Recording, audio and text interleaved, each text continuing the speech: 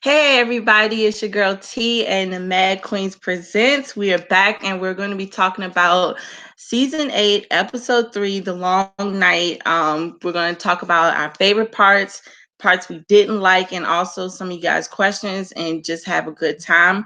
We're going to have a special guest coming in later on, so hit the thumbs up. And before we even get this started, let's introduce the ladies, starting with AK. What is good, YouTube? Lord Commander AK in the spot, fresh from the con, and ready to talk about this episode. Let's get into it. All right, and then also Lady Diligence, let them know what's up. Hey guys, Lady D. I'm really excited to be here and to talk to y'all about this episode. Like, I feel like we've been waiting on this for forever and a day. There were some highs, there were some lows, and I'm ready to get into it because, yeah, that was crazy. It's crazy. It definitely was. And of course, last but never least, my beauty queen, Monero, let them know. What's good, everybody? I'm just ready to get into this episode. Let's get to it. All right, so I'm gonna start with you, beauty queen. From a scale of 1 to 10, what did you rate this episode? I gave it a 10. That's just me. Okay, that's what's up. B, what did you rate this episode 1 through 10? It's like an 8. I give it an 8. Okay, that's still real good. And AK, what did you rate this episode? I will give it a 9.25. Okay. So we got some, basically, it seems like everyone enjoyed it. I gave it a 7.5, which means that I did enjoy it, but it was just some things that made me not like it. So I'm curious, what was your favorite scene? Because a lot happened. We had basically, first of all, let me just say spoilers, because I don't know why you're here if you haven't seen it, but because it was such a huge episode, I feel like, let me just say before we get into it that we are going to spoil everything that happened in this episode. So get out of here. Scram. Skedaddle. If you're in here, this is just you wanting punishment. Anyway, so we had the big moments where Arya, of course, Melisandre, a lot of people supposedly almost died, never did, but we'll get to that. But before we get to that, AK, I want to shoot it out to you first. What was your favorite scene throughout this whole episode? I feel like it's tied. I don't know that I can choose between the two. The first one is the Dance of the Dragons above the clouds in the moonlight. That shit just looked hella epic. And second one is Arya going to fucking work on the wall. That shit was absolutely spectacular to me. And when she was done, Davos was sitting over there standing by the door, and the look on his face was like, damn, they told me you could fight, little girl, but shit, where the fuck did you come from? He was like, thank you, because Right. I was about to die. He didn't know what to do with that shit. I thought that was awesome. Those are my faves. Okay. Monero, what was your favorite scenes in this episode? My two top scenes was Little Bear, Little Lady Mormont, and Theon in the Godswood. Yeah, he was, poor Theon. He was fighting for his fucking life. And B, what was your favorite scene in this episode? I'm going to say it's 2. One, when Daenerys told Jon to stop bitching up. Mm-hmm. And then the second would be Arya and her waif run. She had those knees up, knees up, knees up. She was just going. I was like, she going somewhere. Where's she going? But she was getting it. It looked very waif-like. Yeah, it did. I'm going to surprise all of you. I know it's going to be crazy, but one of my favorite scenes was actually when Jamie and Brienne looked like it was about to be the end for them, and you saw like that shot of them just fighting back to back. To that scene, I was like, okay, that was a clean shot. I did definitely like that. Another one that I think I enjoyed was when the hound kind of snapped out of it. Barrick was like, he he was basically saying, we're not going to win. He's like, well, tell her that. And he snapped out of it and was like, I got to save my girl. So I did enjoy that. But I agree with you guys about like the lady Mormont and all of that. Interesting enough, Jorah, I don't know why I say interesting enough. It's kind of fucked up, but Jorah died too. And that's also like, I'm wondering who's going to be like the head of Mormont now, because who's left? Because both of them died. So, Beauty Queen, what do you think is going to happen as far as that? That's a very interesting question. I don't know, to be honest. They'll probably have to pick whoever one of their other vassals were, or whatever other lord that they have on Bear Island to kind of become the new head, since as far as the show is concerned, all the Mormonts are gone. Yeah, I didn't think they were going to kill both of them, so that's interesting. So B, what do you think about the current situation with the Mormont now that both of them, Jorah and Lyanna, are gone? I gotta say, like, I need to amend my one of my favorite scenes, because that I gotta give it to him. Like, I'll take the knees to chest out. Like, Jorah with just Danny, and Danny and Jorah like fighting it all, and Jorah gave his all. Like, we can say whatever we want about Jorah, but he came through this time. Like, he came through. He was like, look, I'm gonna be Queen's guard to the death of me.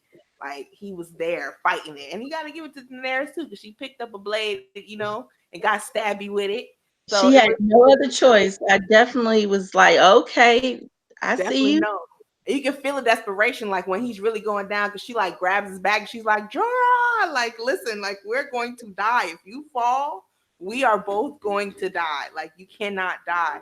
And so it was a really, really, really touching moment. I gotta say that. As far as the situation with Bear Island, I think it probably makes more sense to give it to the Ironborn, right? At this point, because they're going to be basically taking the Isles of the North, the Kingdom of the Isles of the North, or whatever you want to call it. But that's basically what y'all are doing. So I think it'll probably just end up under the Greyjoy, which would be Asha at this point. Because if not, who else is gonna? It has to be somebody seafaring. So I don't know. That's a good point. AK, what do you think? For who's gonna rule Bear Island? Yeah, because both of them are out. Jorah died and Lyanna. So Yeah. who? I mean, it could go to whatever next in line noble of Bear Island was there, or Sansa and or Jon could just appoint someone within their ranks. Yeah. So I guess I skipped this, but what was your least favorite of this episode? Starting with you, AK. Least favorite? If you had a least favorite, because if you didn't, then that's No, fine too.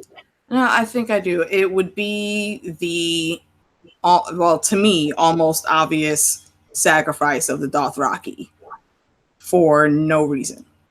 Like they went off charging with their flaming aurochs, but if Melisandre hadn't shown up right then, they would have been charging into battle with weapons that could not defeat their foe. So what was the point of doing that? That is Just true. the plan, the battle, some of the battle strategies, I think is what is collectively my worst. Like, especially when they went inside and they waited until they saw the damn fire moat being breached and then started yelling for people to get in formation along the walls and all this whatnot. Why was that not already set in place? It didn't make sense to me. Okay. Beauty Queen, did you have, well, you gave it a 10, so did you have a least favorite scene, or did you just think everything kind of just went smoothly? Yeah, that's it. I didn't have a least favorite scene. Okay. And B, what about you? Man, it was John. It was John being John. Like, I was like, don't be stupid, John. John, don't okay, listen, I know you see them standing over there. We see them too. But this is clearly a setup, John. Don't go over there. Don't do this shit. Don't. And of course, he flies his ass over there. It's just like, I don't know. Like, I feel like Daenerys, one, shouldn't have had to tell you to get up off your ass and to start burning. Like, this is the North. You know what I'm saying? Like, yeah, granted, it's her people on the front lines, which I gotta say to everybody who's in the North and not appreciating Daenerys at this point, like, you need to go suck a duck, because like she literally just she sacrificed all the people that she needed to win the kingdom. You know what I'm saying, to save y'all. So that's just a whole nother thing. But I just don't understand how he could take so much time to get on that dragon. It should not take Daenerys to be like, yo, the dead are already here. Like, we ain't got no time for that. Not to mention, like, as many battles as you've been in, John, especially ones that, you know, have been losses, you probably should be doing better with the defense of Winterfell. Like, I was really, really, really just like, I wasn't feeling that at all. So I would say my overall scene, my least favorite scene probably isn't the scene. It's just it's a gripe with the defense of Winterfell as a whole. Like, it literally made no sense to some of the things, you know, and John being an idiot and running off and trying to go get the generals was stupid too. But it's just, I got gripes. When we get to the gripe part, like, we could go. I got gripes. I'm with you on that. I think for me, the reason why I had to knock it down a few notches was it wasn't nothing to do with how it was shot, because I think it was shot well, and with the music and everything and how they did everything. What I think took me out of it is that they kept, oh, this person's in danger, and then all of a sudden someone saves them, and then this person's in danger, and then someone saves them, and then it got to the point where they would shoot where they were basically being attacked and no one was around them, and then they cut the scene, and then next thing you know, a few minutes later they're somewhere else and everything's fine. It just started to drive me crazy, because I'm like, I don't know, it just took me out of it. It's like, if you're going to kill him, then kill him. If not, what's the point of keep teasing this? I think they overdid it, is what I'm saying. One or twice, or maybe even three times, because it's like an hour and 30 minutes we were watching. You know, you tease someone, it's like, oh, it looks like they might not make it, but then they do. But they kept doing it over and over and over. It was driving me crazy. I was like, all right, just get this shit over with.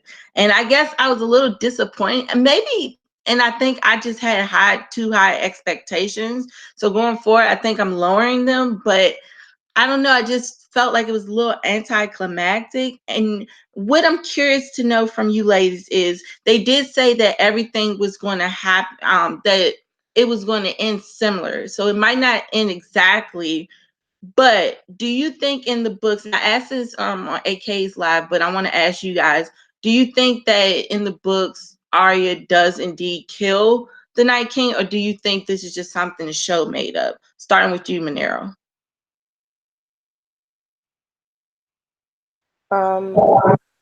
Honestly, I don't know. If I'm just gonna go off of my head, I'm gonna say that she doesn't kill the Night King, but I'm Mhm. sure the Night King may die in some similar way, but it just may not be Arya who does it, and it may not even be John or Danny. It might be the person that you probably least expect that may end up killing the Night King.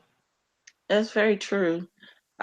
Beauty Queen, same question. Do you think that she does kill him in the books, or do you think it's just for show? I already went. Oh, I said Beauty Queen, didn't I? I meant B.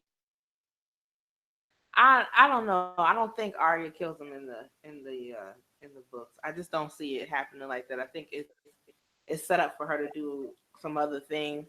Like I Mhm. said, I think I forgot what channel we were on. We were doing the reviews for some of this, or like the preview for some of this. But it's like, I feel like Arya has been trained to be an assassin, right? Like a super killer assassin.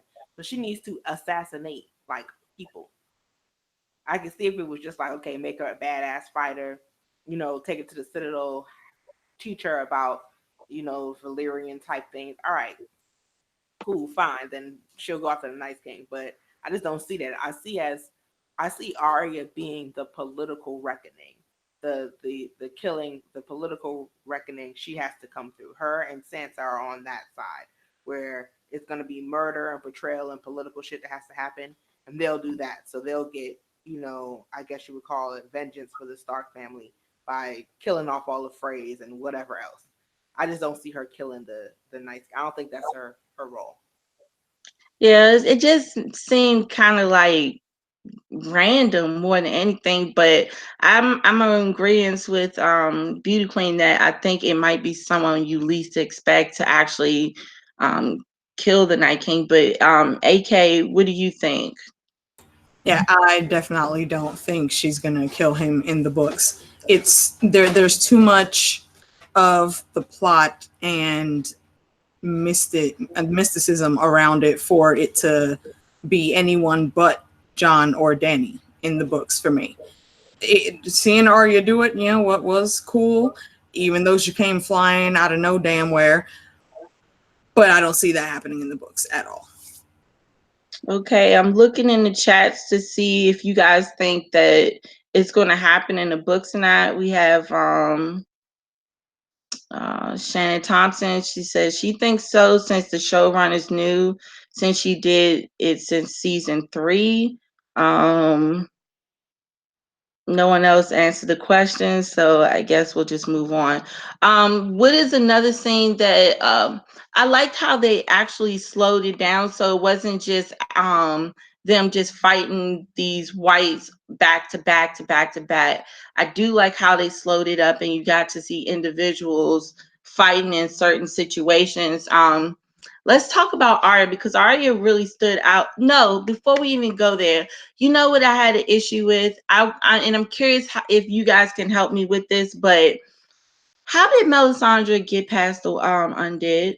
That kind of bothered me. It was Oh uh, man, you are not the only one. I'm like, okay, so she's just gonna like, you know, and it could be me, but I'm looking at the map at the beginning. It looks like those blue tiles are right there, bro. I can kind of hear them screaming and screeching. Like, where the hell did she? She just walks out the mist, and I just don't even understand how she didn't get attacked. Nothing. She just, I don't know. It's one of those plot holes of the episode. There were a lot of them. There were a lot of them. Lord, I'm choking. AK, what do you think? Yeah, I don't know how she came through like that. Maybe she had some type of, you know, extra protection from, you know, the red god. There really is no way to look at the scene and tell. I mean, she was coming from the south, they were coming from the north, but were they really that far away that they wouldn't sense her or have a scout run up on her or something? I don't know. She made it there because magic. Yeah, my brother, he was like, maybe she has an invisible cloak. And I wanted to punch him. This is not Harry Potter. Right. And Peter Griffin, good looking out. Beauty Queen, how do you think she got past the whites? I'm gonna say she probably used the glamour to do that. I mean, she's been known to do that. There's precedent for that. So she probably used some sort of glamour that would have clouded their vision from seeing her until it was time for her to approach the Northern Line. At least that's the way that I looked at it. I didn't find it surprising that she was. I mean, it was just herself, and she was fairly quiet when she walked in. Nobody even noticed her until she actually came up close to the front line. So it wasn't like they could see her from a far distance anyway. So um, I'm just gonna go with she probably had just some sort of a glamour that was probably like surrounding her, and she revealed herself when she needed to. I guess that makes sense. Still kind of bugged me a little bit. Let's go on to some of the you know what I really want to talk about? I want to talk about the Night King and his tactics because he used the weather to his advantage with as far as blurring the vision, so it was hard for people to fight. Danny and John were like bumping into each other, I think. Yeah, they did bump into each other. I like the fact that he uses the cold as far as like when they actually lit up around Winterfell, he was using the dead body's cold to like push it to push the I was about to say water to put the fire out. I definitely did that. What do y'all what are y'all thoughts of just overall his battle tactics? Because even though they had this plan, he just basically shut it down. Like they never really had a shot. AK, I'll start with you. I think for everything, well, most everything he did was played decently well to his strengths. You know, the White Walkers bring the cold pretty much. So the fog rolling in, you know, random gusts of wind, making it cold and shit, blocking, you know, visibility to fight. It was sound, but I question why we didn't see any of the White Walker generals walking around in the fight and doing more than just standing off to the side. That's about the only thing I question. Yeah, that bothered me too. Like they were just standing there.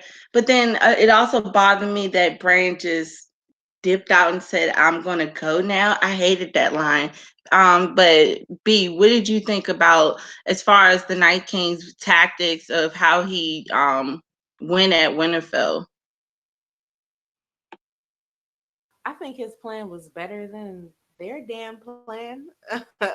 He used his strengths, the ability to, I guess it's like elemental magic, I guess, because you can mess with water and ice and stuff like that. So he used his strengths, and then of course the fact that he has literally hundreds of thousands of dead bodies just coming. I think he did what he was supposed to do.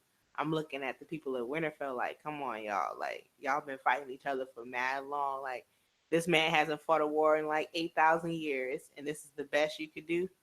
I really expected more from Winterfell. I would have expected trenches, like layers of trenches. You know what I'm saying? Not just in front of the gate like that, or just around Winterfell. Like, no. Like, I have dragons. There's no way that I'm not gonna like freaking attach a log or something to Rhaegal and just fly him around the castle and just have these big, huge spiral freaking, you know what I'm saying, trench, just huge pits, you know, of fire and things like that. I felt like there was a lot they could have done. They could have just had the dragons sitting on Winterfell just blowing fire over the Unsullied. Like I don't know. I feel like whatever his plan was, it was definitely better than theirs. I'll say that. I appreciate his use of elemental magic. I appreciate him using up his strength. I do agree with what you guys said. I would like to have seen some White Walkers actually fight, kind of like what we saw in Hardhome. But maybe that's their whole thing. Like, we got enough dead bodies now. We don't need to sacrifice, a walker and then mess around, because once if you kill a White Walker, then you're gonna kill however many troops he has. So perhaps that was the thinking. Like, we don't want to, sacrifice anybody that'll then be a larger sacrifice than what we need. So I don't know. I was disappointed, John. I'll be honest with you. The episode was great, but I was a little bit disappointed. I'm trying not to, but You're I not the was only one. I think it's this episode I think was definitely a mixed type of episode. You either extremely loved it or you just enjoyed it. So you're not by yourself. Beauty Queen, what about you? What did you think about the Night King's tactics and how he used the code in general? I agree with you guys. I think he used his strengths. I mean, that's what he played to his strength. He had the numbers, and he had the ability to manipulate the cold, which diminished visibility, because the dead had numbers, so they didn't really need visibility. Their tactic was to overrun, which is pretty much mostly what they did. Um, and to be able to break through the defenses. But I think that's the way that it was meant to, that's the way it was set up. Because um, uh, just from my own personal viewpoint, you can think that you're prepared, and you can do as many things to prepare, but you never really know until you actually are faced with the situation how things are actually going to play out. So probably, the North, in their brain, they thought that they had all of the pieces that they needed in order to help them to overcome, the numbers, because that was the thing, right? It was the numbers. So if they had certain pieces in place, it would help them to kind of hold back, because their main thing was not necessarily to get the plan was not really to get at the whites. Their plan was to get the Night King, because they felt that if they killed the Night King, all which towards the end, that's exactly what ended up happening. So just that, you know, even the best laid plans sometimes go awry. There's always going to be what ifs, but you know, there's no point in. I mean, we could debate the what ifs, you know, from here until next Tuesday. But I think, from, if I remember correctly, the plan from last episode was to get the Night King. The plan wasn't necessarily to deal with the whites or the whites or the White Walkers. The plan was to get to the Night King, because they felt getting the Night King would pretty much eliminate the need to have to. But it just didn't go the way that they planned. And I'll also agree that the charge with the Dothraki probably wasn't the best thing, but you know, you do what you have to try something to see if something will work. I don't think the White Walkers needed to come into battle. They're the generals, so they stay in the back. They had the numbers. There was no need for them to get their hands dirty. So they're essentially kind of like the Kingsguard for the Night King. So they pretty much just, you know, stay in, you know, lead from the back. There was no need for them to actually come in and get into the fray, into the fight. They had so many whites, it really didn't, for them, it wasn't really necessary. At least that's the way that I looked at it. So Yeah, I definitely agree that things don't always go as planned, and it's just the same situation that John was in Battle of the Bastards, where he kind of was supposed to sit back and wait, but he saw his brother and charged in. I think Dany did the same thing. She saw her people dying and was like, I got to charge in. I thought it was kind of dumb as well for them to charge in, but I don't see Dothraki as a type that just would sit and wait. They're one of those types that just charge in the battle. That's like their style. But they got demolished. And this is another thing, and I'm probably going to be super picky about certain things, but for me, when I watch a show, I like little details, and when it's off, it throws off the whole scene for me. Ghost is way too little, y'all. I rewatched when Nymeria and Arya got together. Nymeria is huge, so it was throwing me off that Ghost was that little. And I know I'm being petty and picky, but little stuff like that bothers me. I'm like, why did they make? I think it was just a little minor mistake, but it throws me off. But let's go into some of the quieter moments, like in the crypts, where Sansa and Tyrion, all of them, before they even get attacked. But the first thing where Sansa goes back down there after seeing everything go down there upstairs and everything, and she's talking to Tyrion about, you know, how they wouldn't make it and stuff like that. So Manara, what did you think about that scene? I'm sorry, repeat that. I got lost in the chat. Say that Oh, again. the chats is so deadly and dangerous. And what's up to all my peoples in the chats? We'll take a few questions from you guys. But I wanted to know from you, what did you think about the whole scene with Tyrion and Sansa and oh my God, I'm mixing and Melisandre. Sunday. I thought it was a very well done scene, and it kind of also hits home that there is still this divide within the castle, you know, because remember how things left off between Dany and Sansa. You know, there was still that unanswered question that still, you know, that I don't know what word I'm looking for, but there's still that elephant in the room about what's to become of the North. And I think the conversation between Sansa and Tyrion, even though they relate to each other, there's still always going to be that little wedge in between them because of his loyalty to Dany. And I think Missandei was just salty, because she's biased towards Danny because Danny freed her, but she doesn't understand Sansa's point of view because she doesn't know Sansa's story and journey. So she automatically just assumes that Sansa hates Danny for one particular reason, but she doesn't know the full story. So she got salty and got in her feelings and decided to get up and defend Danny, which is perfectly fine and perfectly normal for her to have done that. Sometimes when somebody talks about somebody that we stand for and we are loyal to, you really want to just their defense. But I don't think Sansa, in a sense, was trying to say anything negative. It's just that her and Danny do not agree on what should be done with the North. And I think that's what she was really talking to when she was speaking to Tyrion. That is where the divide is. She wants the North to be free. Danny wants to rule over the North as part of the Seven Kingdoms. And that is where they come into some sort of disagreement. And that is what she was trying to point out to Tyrion. And I think Missandei just jumped in to defend Danny, but not really understanding the overall underlying issue with what Sansa was saying. But I think Tyrion understood very well.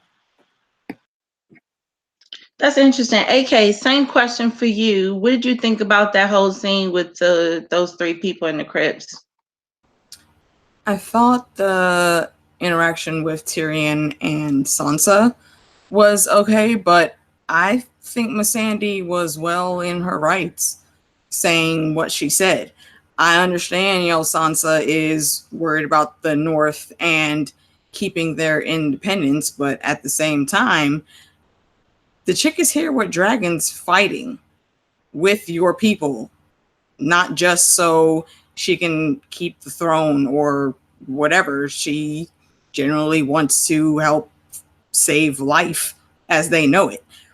So I think Sansa might need to also fall back just a little bit and also look at it from where Missandei's coming from, just like Missandei should also definitely look at it the way Sansa sees it. I think there's validity on both sides for the argument, and I think they both would benefit from actually, maybe speaking more and Sansa not being as combative as she is with it.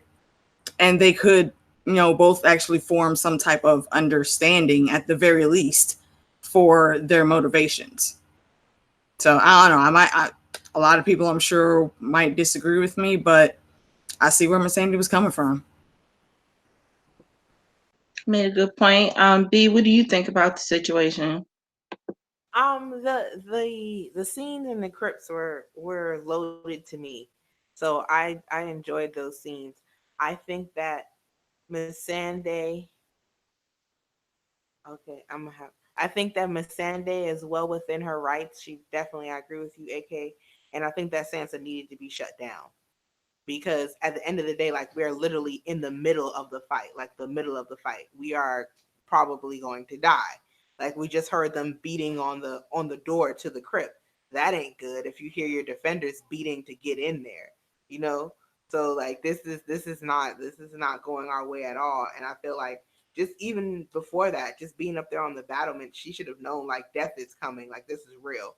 Like you want to talk about being honest and looking the truth in the face. Well, Sansa looked the truth in the face. Without Daenerys, you'd all be dead. You'd all be dead, or you'd wish you were dead right about now. It's like, let's look that truth in the face. And she didn't. So I think she really did need to be shut down. Something else interesting was when Sansa said, that's why we're down here, because we can't do anything. Basically, we're useless. And I'm thinking to myself, oh no, baby girl, y'all are down here because it's a different type of fight. Y'all aren't useless. You just need a different fight. And when the political fight comes, it'll be Danny and Jon sitting in there in the proverbial bunker or whatever you want to say, the safe place, while y'all are out there fighting on their behalf or fighting on your people's behalf. So it was interesting watching them, knowing that the fight that is to come with Cersei they're going to be, on the front line, so to speak. Like they'll be the ones to fight that. So I thought that was interesting. That's cameo from Baby Wildling, guys. Oh, Baby Wildling! Yay. Tyrion and her, the jokes and back and forth was awesome. Of course, now sitting here thinking, when she said it would have never worked, we'd have never made it. I'm thinking to myself, of course you guys would have made it. You're like two of the best political minds in Westeros at this point. Like you'd be such a problem right now in the event that y'all got together. It would be a serious problem, a real issue. Like your offspring would end up running Westeros before anybody knew what the hell happened. So I thought that was cool. I thought it was really sweet. His kiss, his hand kiss to Sansa when they're hiding. I think they're hiding behind Ned, and they just take that deep breath and like, all right, time to go. Ready?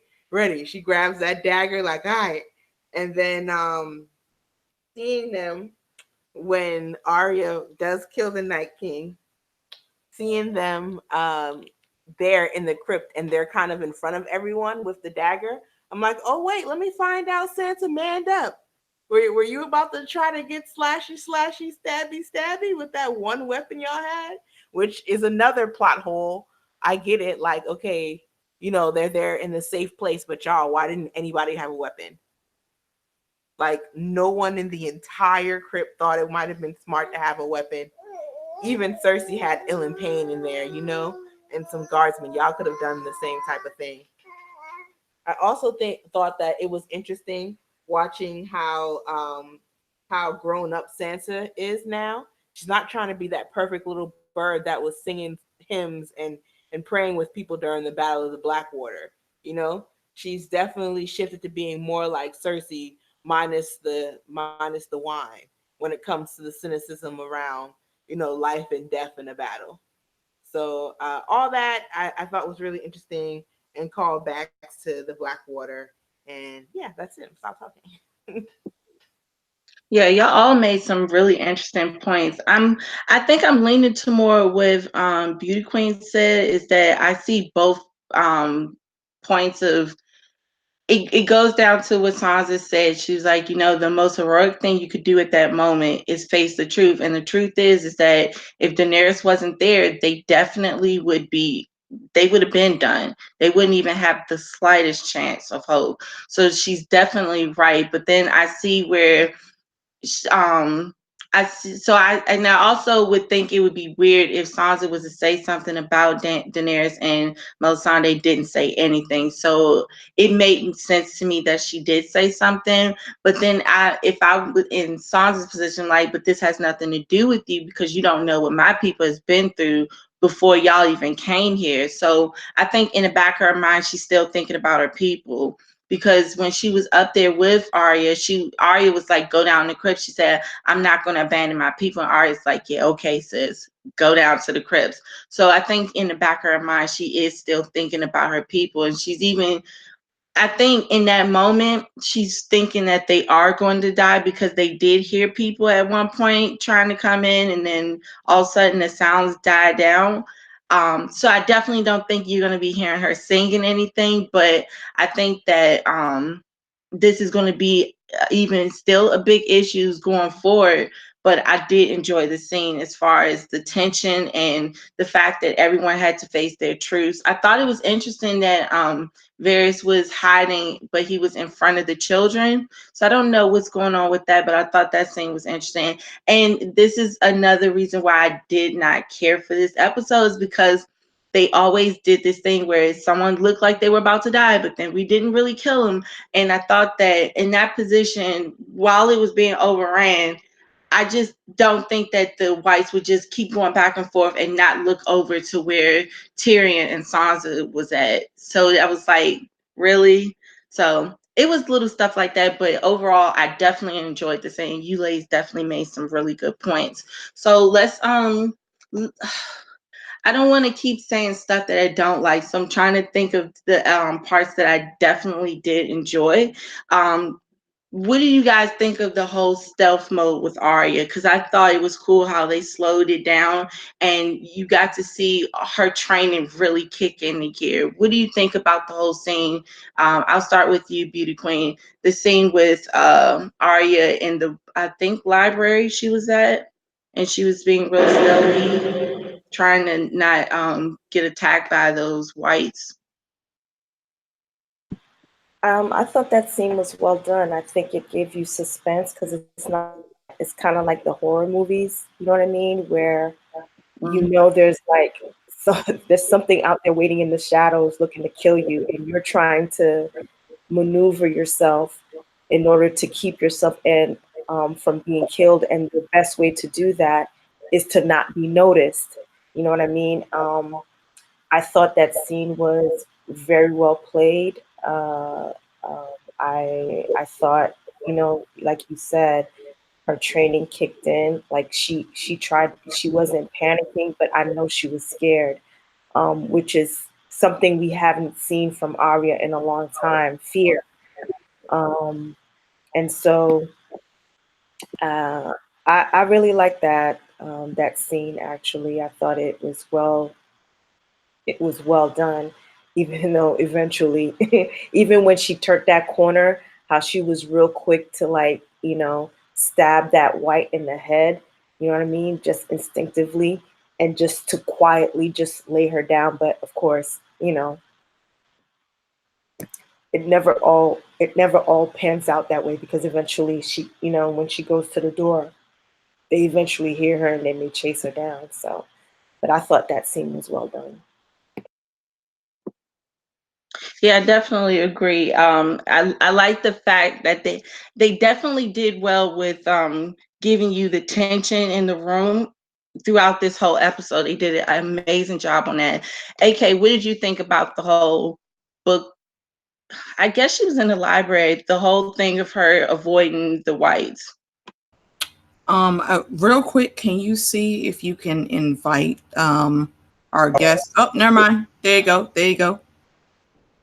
All right, I'm gonna pause my answer. Let's let the Don give an intro to the people. Say hello to the folks there, Tony. Hey, what's the deal, my people? You know it is Don Tony Teflon. I'm back here. Thank you, ladies, for having the Don on. I'm sorry about that little confusion. I don't know what's going on there, but you know how these things do. And as always, when the Don rolls, the thug mug is in the hand, even when I'm on the road. But I am happy to be here with my sisters talking about this episode. First time I've actually talked about this episode since it's come on live, so I am very excited to do that. What up, girls?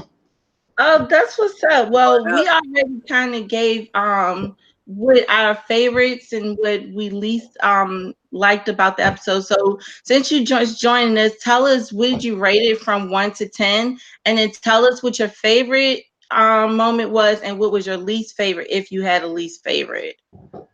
I give the episode a 6, maybe even a 5.5. It's a lucky. My favorite moment is my least favorite moment, and that was Arya Stark killing the Night King. So they're both hand in hand, you know. But even no, you know what? I gotta go worse than that.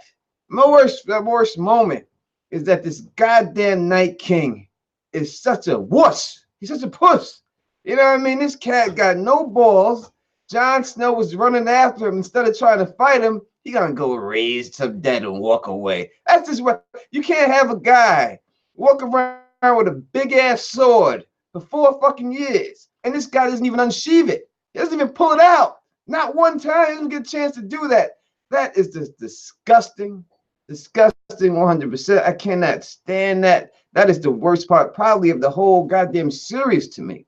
Even goddamn Ramsay tried to fight John. He got his ass whipped, but he tried. Carl Tanner fought John. He was winning. He had that John. And this is supposed to be the biggest big bag of them all with this goddamn sword that's got a big curve in it and everything else. They all hyped it up on his back. And he didn't even pull it off his back one time. That's just whack.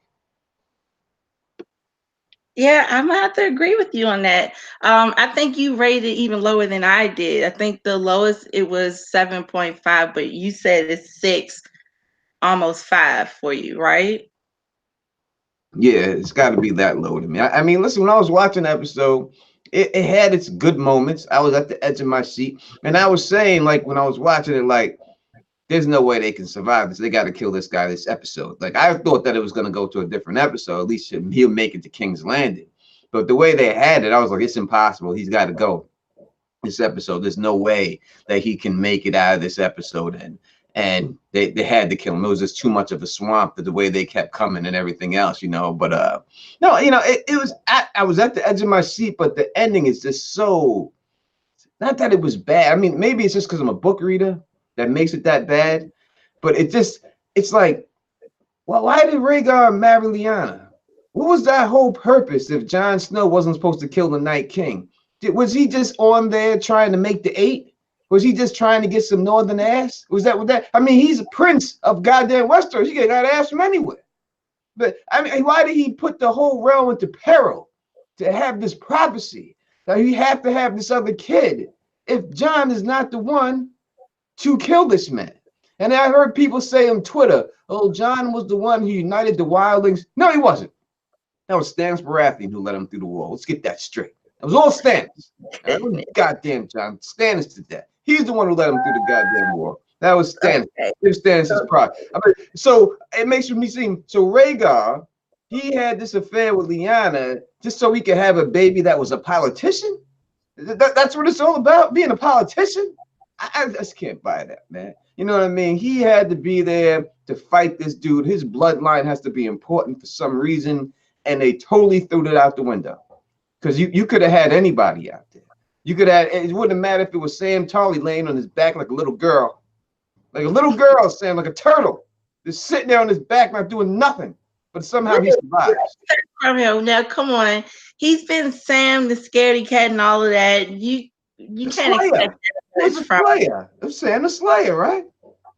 There was no slaying for Sam right now. And he didn't slay Gilly that well, because I've seen it, all right?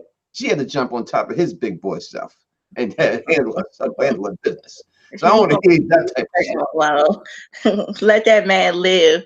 Okay, AK, what did you think about the whole Arya's situation? How they slowed it down and how she maneuvered? Did you think that that played into her training and everything? And also, do you think it was almost like a foreshadowing for when she ended up killing the Night King?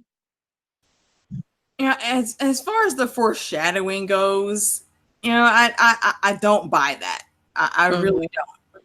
That when Melisandre said blue eyes, green eyes, brown eyes, whatever. You said it out of sequence.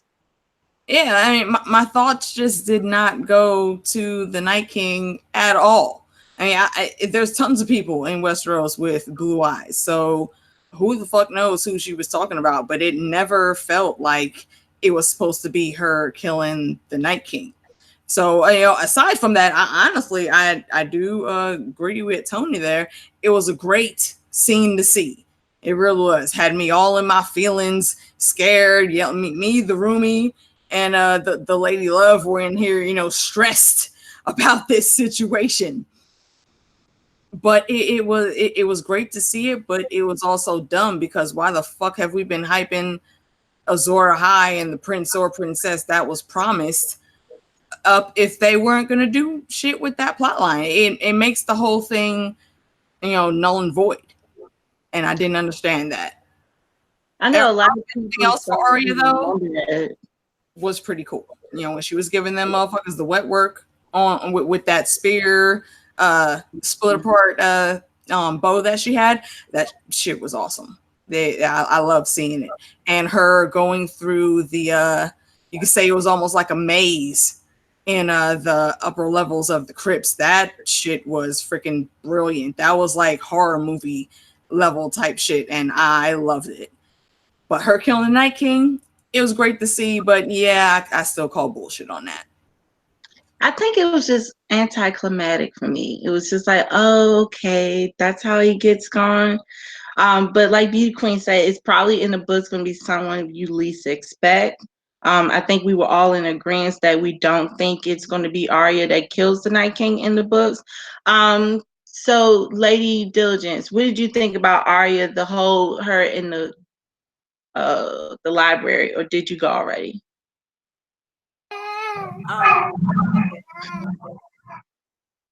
Okay, Beauty Queen.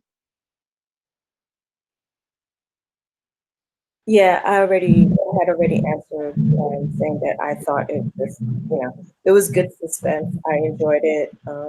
It's like a horror movie callback to me, or like when somebody is in like when they have like those special op movies, and Oh you have yeah. what I mean. People are being chased in like what looks like a maze, and they're trying to outmaneuver whoever it is that's chasing them. But with more suspense. You know what I mean? I thought it was great. Okay. Tony, I'm gonna throw this question at you. Who did you when you were watching this? Who did you think that was a major character was going to die, but somehow they made it? Motherfucking Grey Worm. I mean, I don't know Yeah. how that black man. I'm so happy he did, but god damn it, I thought that black man was a goner. He's gone. I figured they was gonna get rid of him. I mean, listen, they saved him. I'm so happy that they did save him. We got to have some representation on the show. But I really thought he was out of here. If I had to pick one person that I thought was out of I thought he'd be the first death of them all. Well, I knew I called it that the charge of the stupid Dothraki wasn't going to work. I said that. I told everyone that. I got killed in the comment section. Well, you don't know warfare, Teflon. Oh, these horses, they can perform in the snow. Then why don't they in Alaska then? These damn horses. Goddamn dog sleds, not horse sleds, right?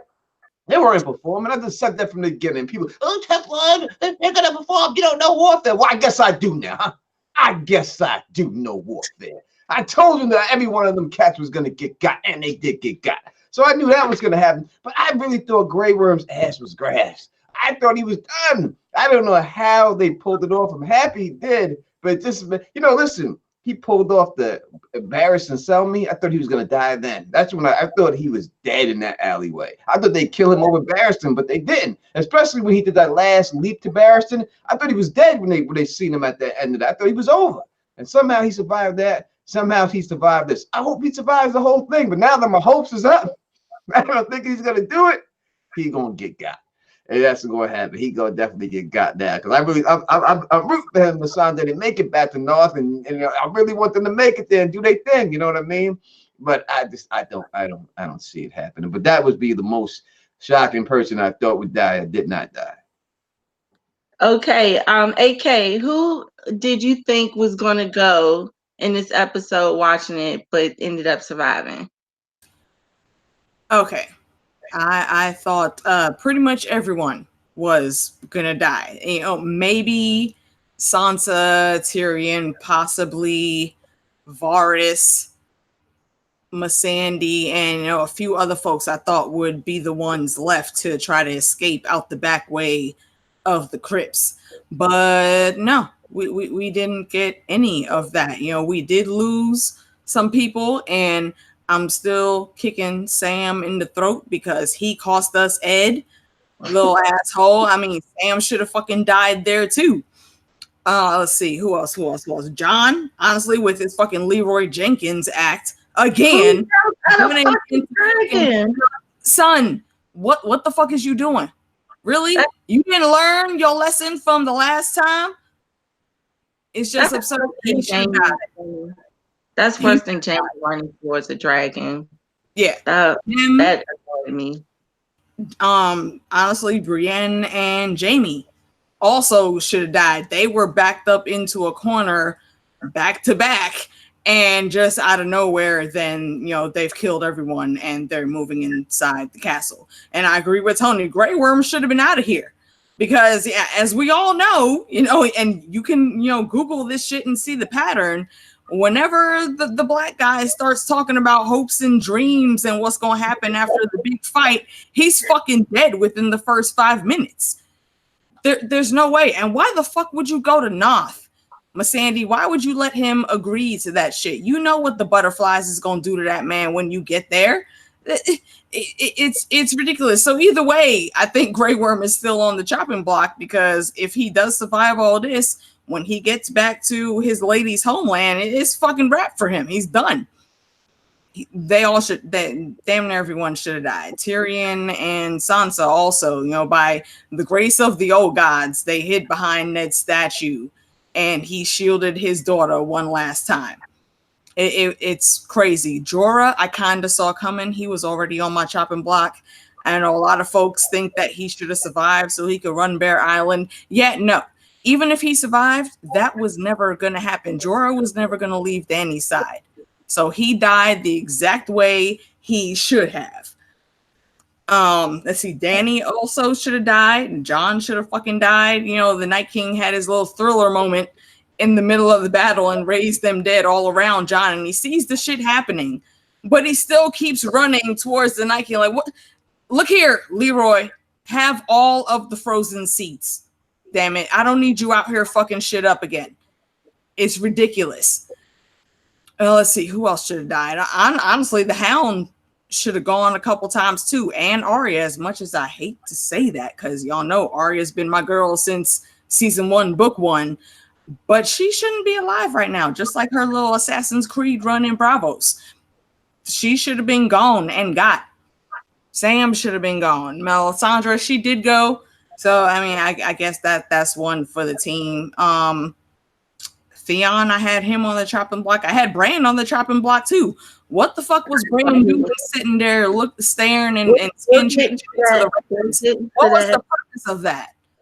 We'll get into that. I didn't but that's basically everyone should have died. There's not one main character, you know, maybe 2 or 3 that should have survived, but everyone else should have been got. And I don't know. My favorite meme for the day was Captain Jean-Luc Picard at the top.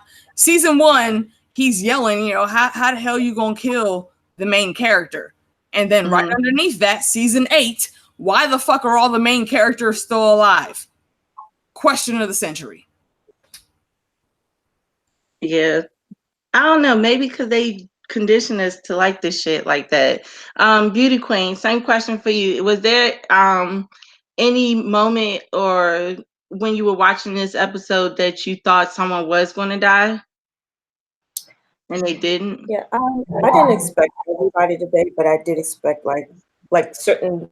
If there was like a duo or a couple, I expected at least one of them to die. So I either expected either Jon or Dany to die, either Jaime or Brienne to die, either Tormund or Beric or the Hound to die. I expected one of them to die, but I didn't expect everybody to die because then that would move the show story along. That's just the way that, you know, shows work. So even though I expected major deaths, I think we did get a couple of major deaths, but it's probably not the characters that we expected to die. But I'm sure their deaths will come a little bit later. Yeah, that's all I got.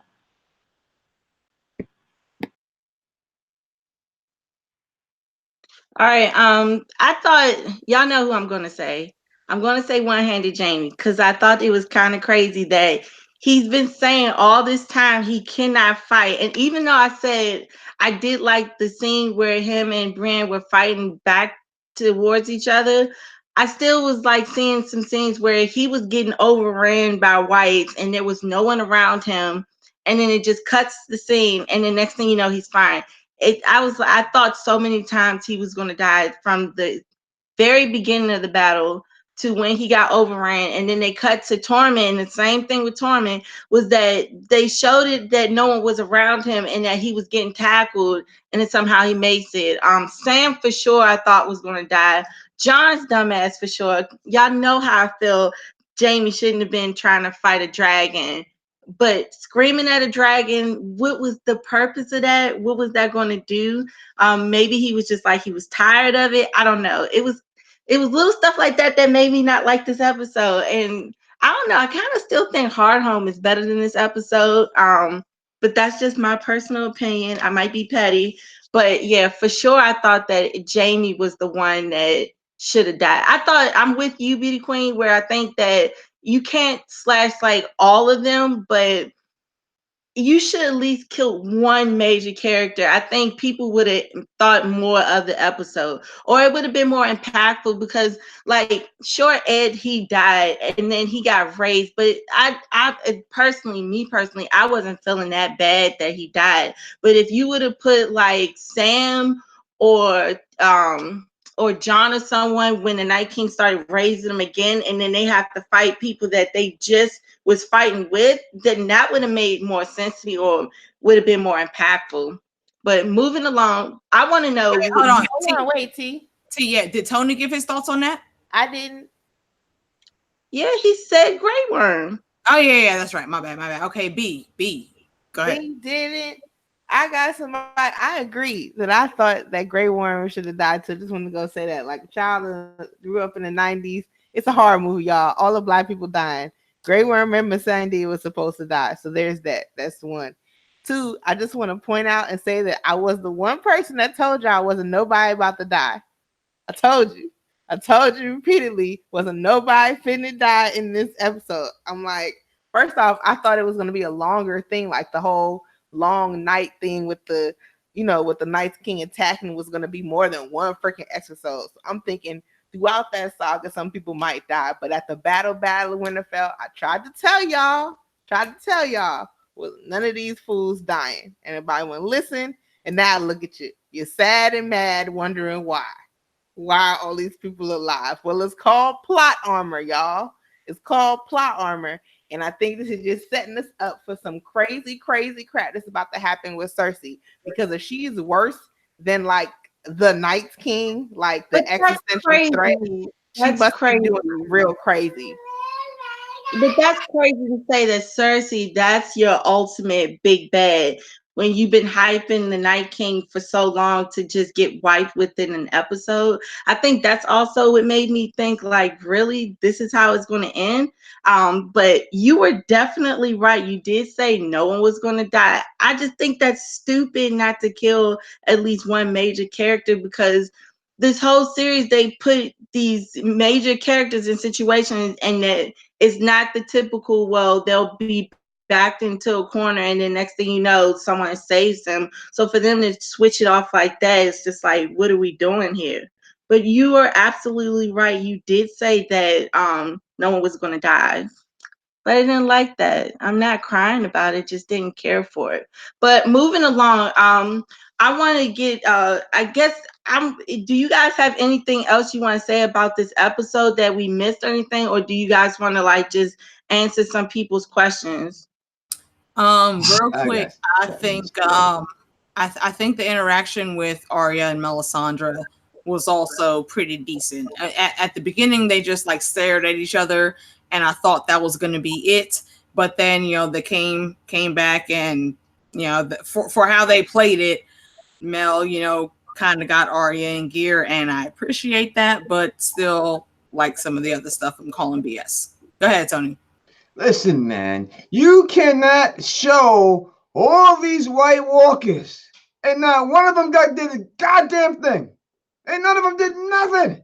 Ain't none of them killed nobody. Ain't no one stabbed nobody. At least in the Hard Home, you seen the White Walkers at least fight. At least it went down and he fought Jon Snow. You seen him fighting and fighting other people and knocking them out. What was the purpose? To show them all lined up right there, just so they could just die and just turn to icicles? Just the pieces of ice? It's just disgusting. There was no need to even show them there because they didn't do a goddamn thing. They didn't fight anybody. It was really whack. All these people living. What's the purpose of the Winds of Winter if everyone's going to make it out? It makes no purpose for them to have them there. These were supposed to be this is from the opening scene. This is the threat. It wasn't Cersei Lannister in the opening scene chopping off motherfucking Night's Watchman's head. It was the White Walkers. And then when it comes down to the biggest, baddest battle of the White Walkers, these cats don't even pull out their sword. That's like having a Star Wars movie with no lightsaber battle. You're not supposed to do that. You see it, the dark side people, they always throw down. They don't run away. They don't raise the dead. They pull out their lightsaber and they go one-on-one. These White Walkers did nothing. They're just some bitch-assness, either in the writers or whoever put this together didn't want them to do it because it was just disgusting. And that's why it gets a thumb down from the Don, just for that purpose alone. Everything else leading up to, I mean, the director's a great director. Don't get me wrong. It looked great. The visuals looked great. You know, the dragon battle was, the dragon battle was, I didn't know if the dragon survived or not. It was so complicated for me to see. I couldn't tell if the dragon made it, the dragon died. I didn't really get that right. You know what I mean? The way I seen it. You know, I didn't see it the way I should have seen it. So it was all over the place. I mean, they hyped it up like it was supposed to be this great thing. All these people had the chance to die, and Ser Jorah is what I get. Ser Jorah? Really? That's it? Well, no one else. Ser Jorah. Jorah. Like, I care about Jorah. I don't give a goddamn about Jorah. That didn't affect me. I don't know what the hell Danny was crying over. It makes no goddamn sense to me. It should have been somebody else. You needed to take out a main character, point blank, period, end of story. And that's why this episode gets a thumbs down from the Don. They should have took somebody out. I don't care who it was, but someone had to go, and they didn't let him go. Now you're gonna have all these people celebrating next episode, raising the glass and toasting and shit. That's some bullshit, man. This was no damn long night. We got Leanna Mormont. Of course she was gonna die. She's a little goddamn kid. Supposed to die. But what about these other people?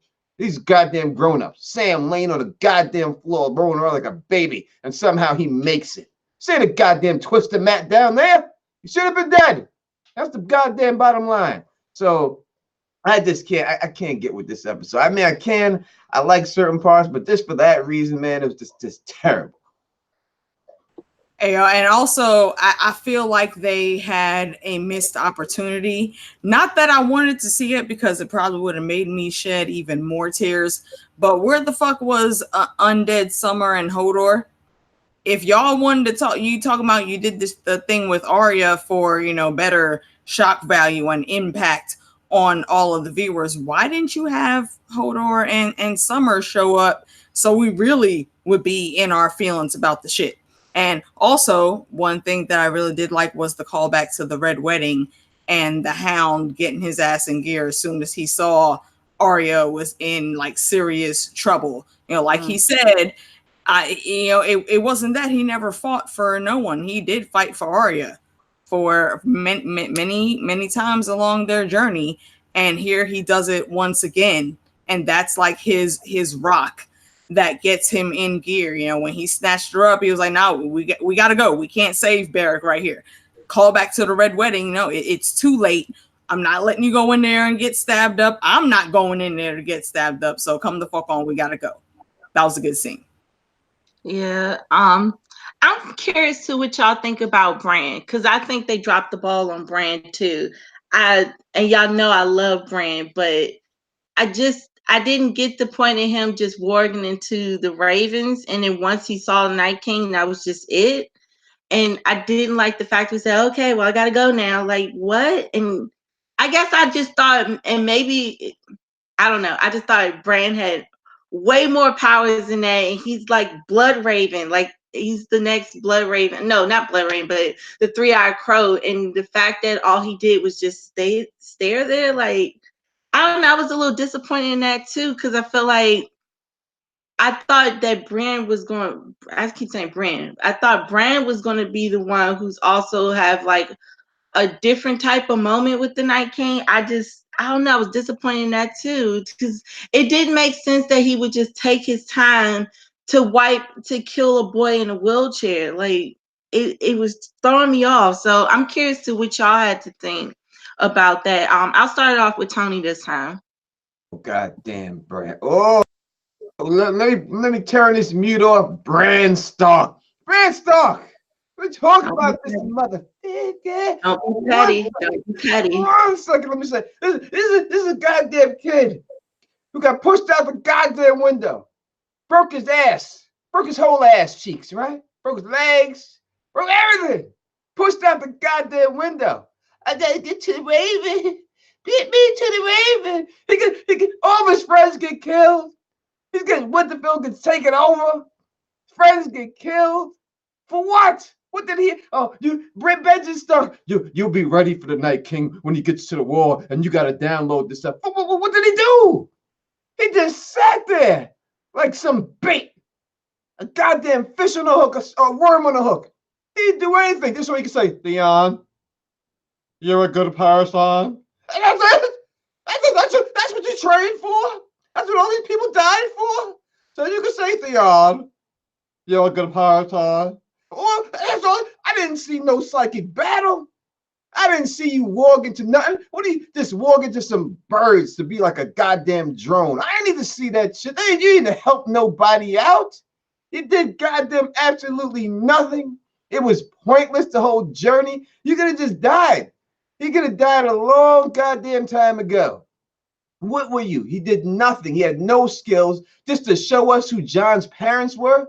That was it. What are these damn books that Sam stole? What the hell were they? What was their purpose? Nothing. All this stuff, it just makes no sense why they did these things. But the brand thing is just so stupid. It did nothing at all whatsoever. And he went up there, had to learn it. They specifically said, you have to learn this in order to stop the Night King. He didn't stop shit. He just sat there like in his chair and stared at him. Is that what was the purpose of that situation? It made no sense. I mean, Ned Stark in the beginning beheading the Night's Watchman. Don't look away. Father will know. Why? So you could stare at the Night King a little bit later and not close your eyes? What if you did close your eyes? You still wouldn't have been dead. You keeping your eyes open didn't do it. You didn't put the Night King in a trance. You didn't walk into the Night King and prevent him from pulling his sword out so Arya could stab him. You did absolutely shit. And it was just garbage, straight garbage, hot garbage. And that's the way I can describe it. Brand stuff. It made no sense, his whole storyline. AOT, real quick, can I give a shout out to our folks in the chat room? Let them have it. Yo, Phil the Issues guy, the homie for many a moon now has stepped into the room. Pink Lash, Newski, Jeff Thomas, Nine Nichols, Swanzo, let's see, Jeremiah Winslow, Edward Martin, Adonis Butler, Obi, Sam R09, our homie, always holding it down. The one true David Adams, Dirty D from the Ginger Ale chat is holding down the wrench. The Lord Commander, second in command of the chat's guard. Lady Chrissy of Oldstone, Santavia, Melissa Robinson, Spots, the man always holding it down. Appreciate you coming through. Lemina, Shannon Thompson, my homie. Fandom D Saint, my little brother, thank you for coming in. Chat room Jamie. Jay Sneed is in the chat. We ain't seen you in a grip, homie. Thank you for coming through and hanging with the Don and the ladies here. Let's see, Peter Griffin, Sly the Tank Benjamin. Yo, I met Sly the Tank Benjamin this weekend at Icefire Con. Them, yo, as cool as you see how Drinks and Those Things crew is online, that's exactly how they are in real life. And I was so happy to be able to meet them. Joseph Victorian, Swanzo. Let's see, I think I said Nine Nichols already. Richie Rich Shatwell, thank you for coming through. I missed you in the off season too. Let's see, what is some couple of people here? Santavia, Fritz Motts, Mackenzie Burns, my homie. The Real O'Neill, thank you for coming in. Rick James is in the spot, Imagination Realm. And anybody else that I missed, please shout yourselves out. The Boy Wonder, Flo Bella. I can only scroll up so far, so if I missed anybody, I apologize. But thank everyone for coming through. Smash that like button and share this across the realm. And last minute special guest spot, my cousin, my blood, Funda Farrell is in the chat room. Thanks for coming through, cuz smooches, I miss you. That's what's up, especially when family pull up. Mine won't do that, so that's what's up. Mine just called me a geek, but I love them. Beauty Queen, what did you think? What was the question? AK, remind me, what were we just talk? Brand. What did you think about Brand? I was disappointed, and y'all know I love him, but I'm curious, what did you think about the whole Brand scene with the Night King? I needed Brand to be doing more, because like when I look at this whole situation and all the mysticism that they've put in with, you know, the prince that was promised and Azor Ahai and all that nonsense, I expected there to be a battle on two fronts. You know, Bran, since the beginning, we've known he always wanted to be a knight. And, you know, as it says, maesters, they're known as knights of the mind. Well, Bran is literally the ultimate knight of the mind. And I feel like we should have been having a physical battle with, you know, Jon and all the troops and everybody fighting the Night King and his forces. But then on the psychic realm, that's where Bran was supposed to be, getting in his head and beating him there. That's what Benjen alluded to when he said, you know, when the time comes, you will be ready to fight the Night King. We knew that wasn't going to be physically because Bran's not getting up out of that wheelchair. You know, he's not Doran Martell just struggling with the gout and gonna stand up at key moments and slash fools when need be. That's not gonna happen. I don't know if y'all can hear my roommate screaming upstairs. I apologize. She is not in danger. She's just watching. Yeah, she's just watching some really dramatic shit, and we be in our emotions. Oh, okay. So yeah, I really thought that we were going to see some type of psychic level, you know, Jedi mind trick battle between the Night King and Bran, and we did not get that. So I don't understand what Bran and his epic emo self, I'm going to go now. And we see him changing into the Ravens, but what the fuck did the Ravens do? What the hell was the point of you sitting by this damn tree, old man Bran? All these people, more people have now died for you. And all you can say is, Theon, you're a good man. Thank you. And that's it? We get nothing else? What else was he supposed to say to him? What's the point of the damn three-eyed raven if he ain't actually going to be in people's weirwood net, their own personal weirwood net slaying fools? What the fuck are we doing here? I don't know. Beauty Queen, what do you think about the whole thing? Guess I'm gonna be like the person with the most unpopular opinions this one. But that's what I know. We need all the opinions.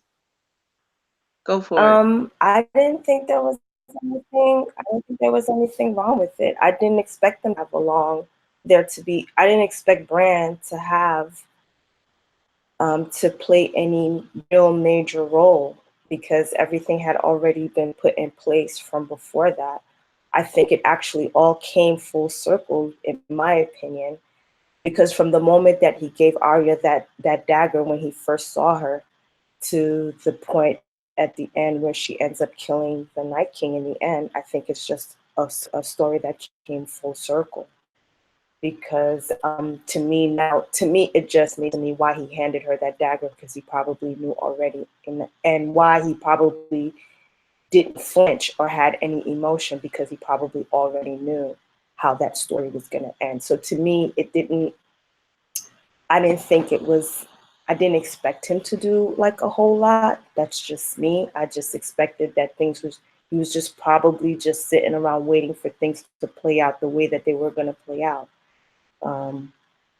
I think his scene with Theon just before Theon dies, I think he was giving Theon the closure that he needed, because, you know, as I was watching the episode, I had a lot of Lord of the Rings callbacks, and Theon at that moment reminded me of Boromir. I don't know if anybody's seen the movie, but Boromir,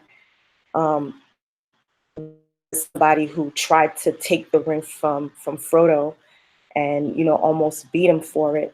And then in the end, redeemed himself by, you know, he ended up dying for the other hobbits, Merry and Pippin. So he redeemed himself in the end.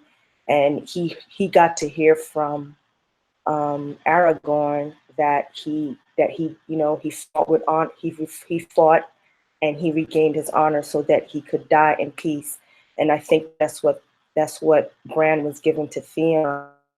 Theon, you know, betrayed the family when he took over Winterfell, acted to the, you know what I mean? And so this was Theon's moment. This was Theon's redemption, final redemption, so that he could die in peace, because he already knew he was going to die. He already knew he was dead once the Night King walked in.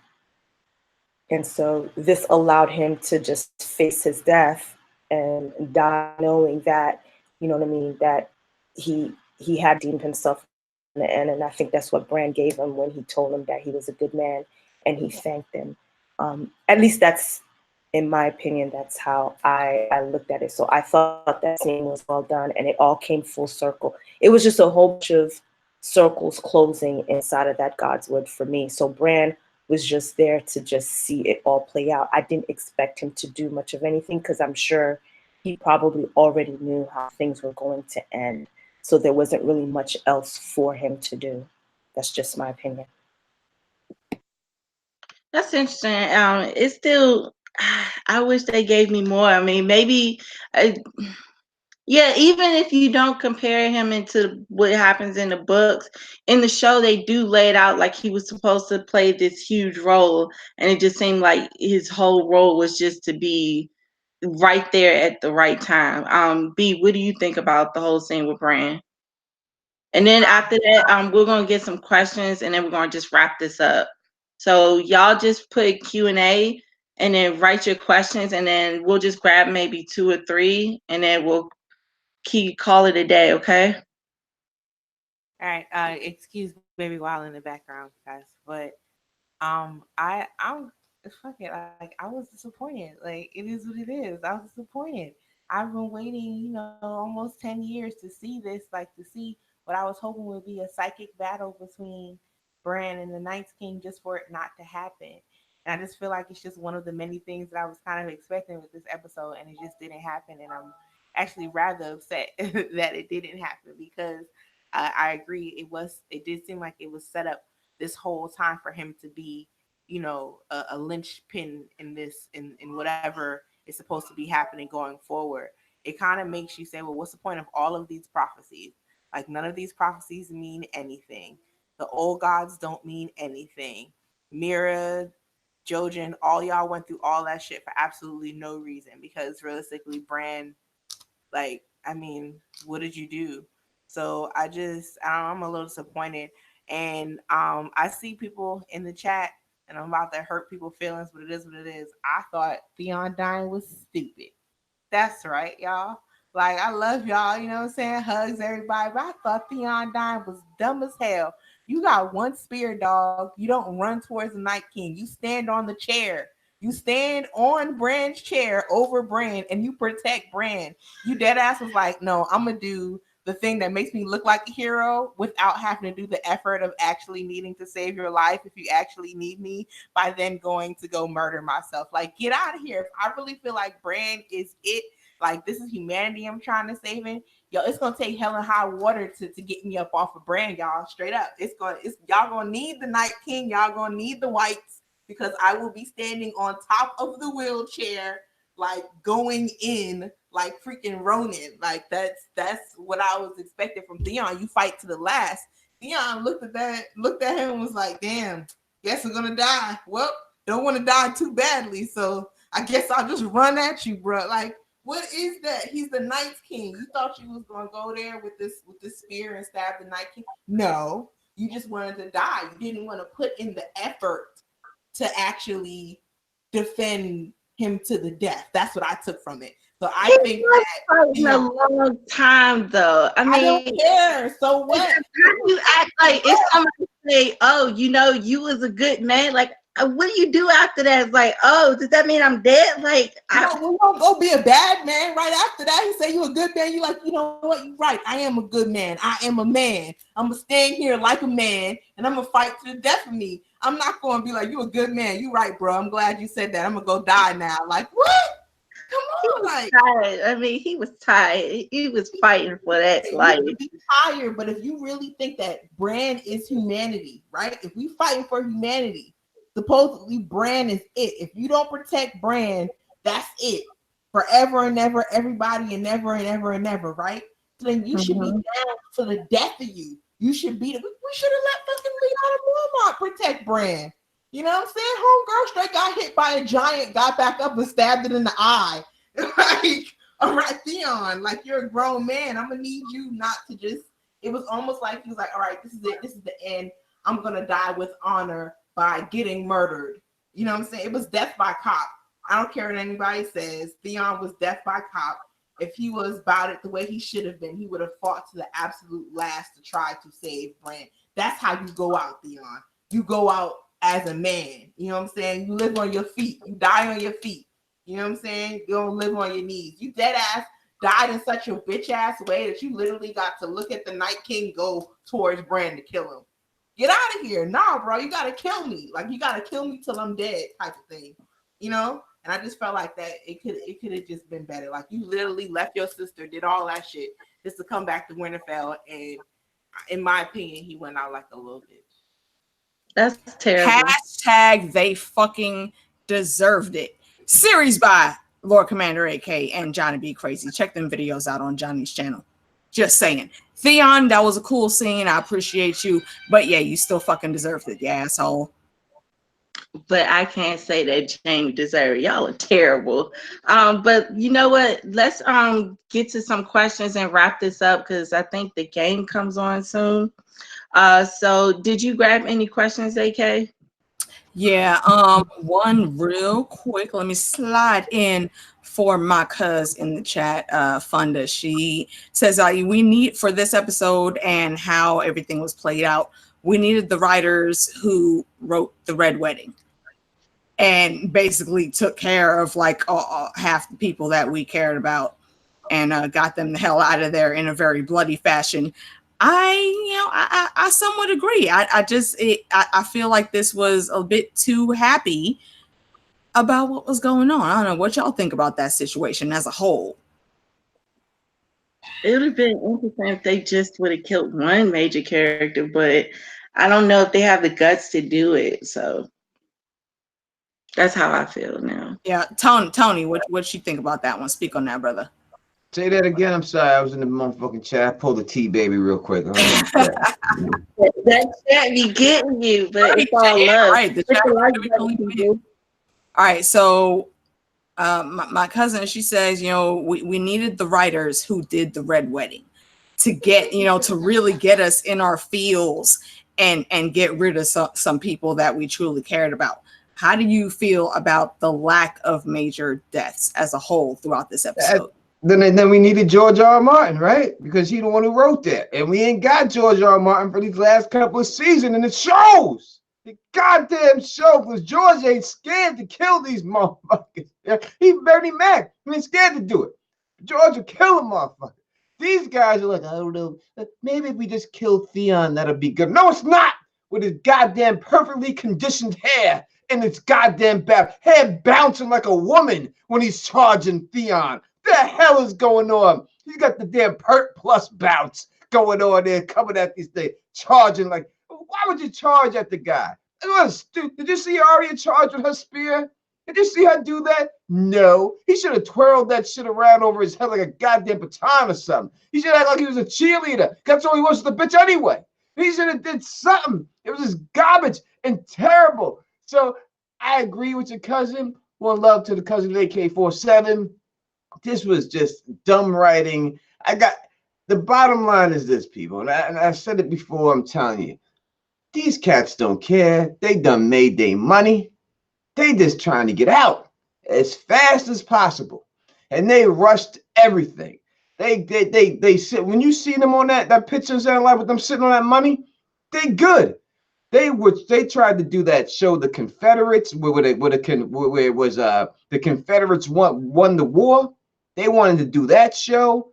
HBO got too much backlash, so they had to pull that. They was probably writing that at the same exact time. And then they got all that work taken away from them because HBO couldn't take the controversy from it as it should pull that shit off. And now they got the Star Wars shit jumping off. They done with Game of Thrones. They didn't want to do this season. They only did this season because they got paid so much money. Oh, it would have all been on last season.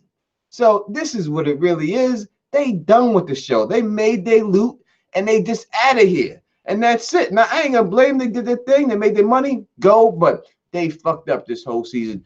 And they just did some lazy-ass writing on this thing. That's the bottom line. And it's George R. R. Martin not having the books for them to follow 100% shows. Word. That's what's up. So Beauty Queen, Lady Monero, come through with that sultry Benny Jesuit voice and let us know your thoughts on the situation. I'm sorry, what was the question again? How do you feel about all of the lack of major character deaths, as opposed to how everything went with the Red Wedding for how we're going here for this climax of the situation? What do you think? Well, I didn't see the season with the Red Wedding, so I don't have a point of reference to really talk to. But since I read it in the books, I'm pretty sure it almost went down the same, if I'm not mistaken. It did. You're correct. Well, we'll just say that at least Catelyn and Robb died in the Red Wedding. Honestly, I'm okay with it. It's the show. I don't put the show and the books in the same category. So whatever the show does, it does, and it doesn't bother me because I'm just looking the show for as it is. So if they decided to keep those characters alive, they have a reason for that. Would I have liked to have seen a major death? Yes, but just because I didn't get it, I didn't think it took away from the episode for me. I'm sure those major deaths will probably come a little later. So,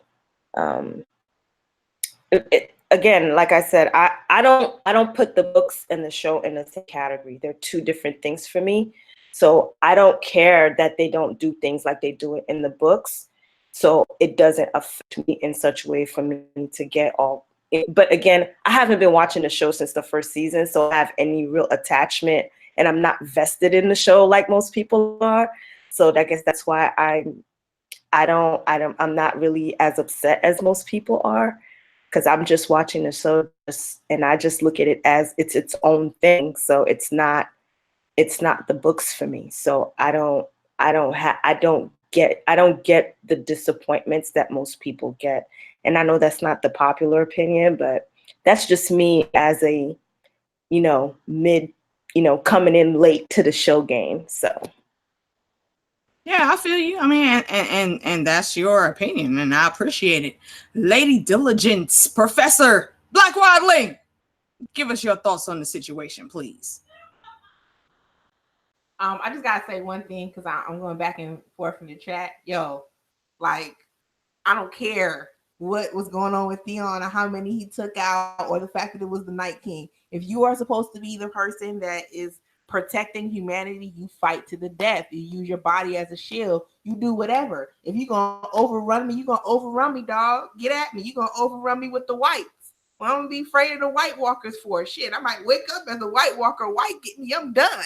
So at the end of the day, yes, absolutely. If I'm fighting for humanity, dog, y'all want me to fight then. Y'all don't want Santavia. Y'all want me to fight. I'm tell you straight up, because I'm a fight. Like, you ain't getting me off the chair, whatever. They were just gonna stab through me in order to get to him. Is that simple? So go ahead. I'm sorry. I had to rant though. Go ahead. No, you're right. You're right. Honestly, when it comes to a comparison with Boromir and Lord of the Rings, for me, that was Jorah's moment.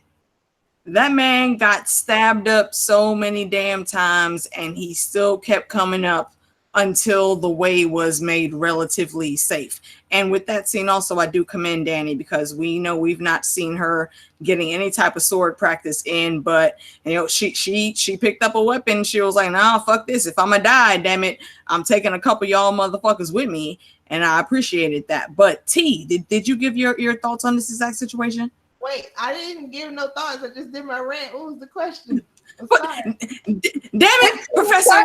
I'm telling y'all, look, at 9:30 out, okay?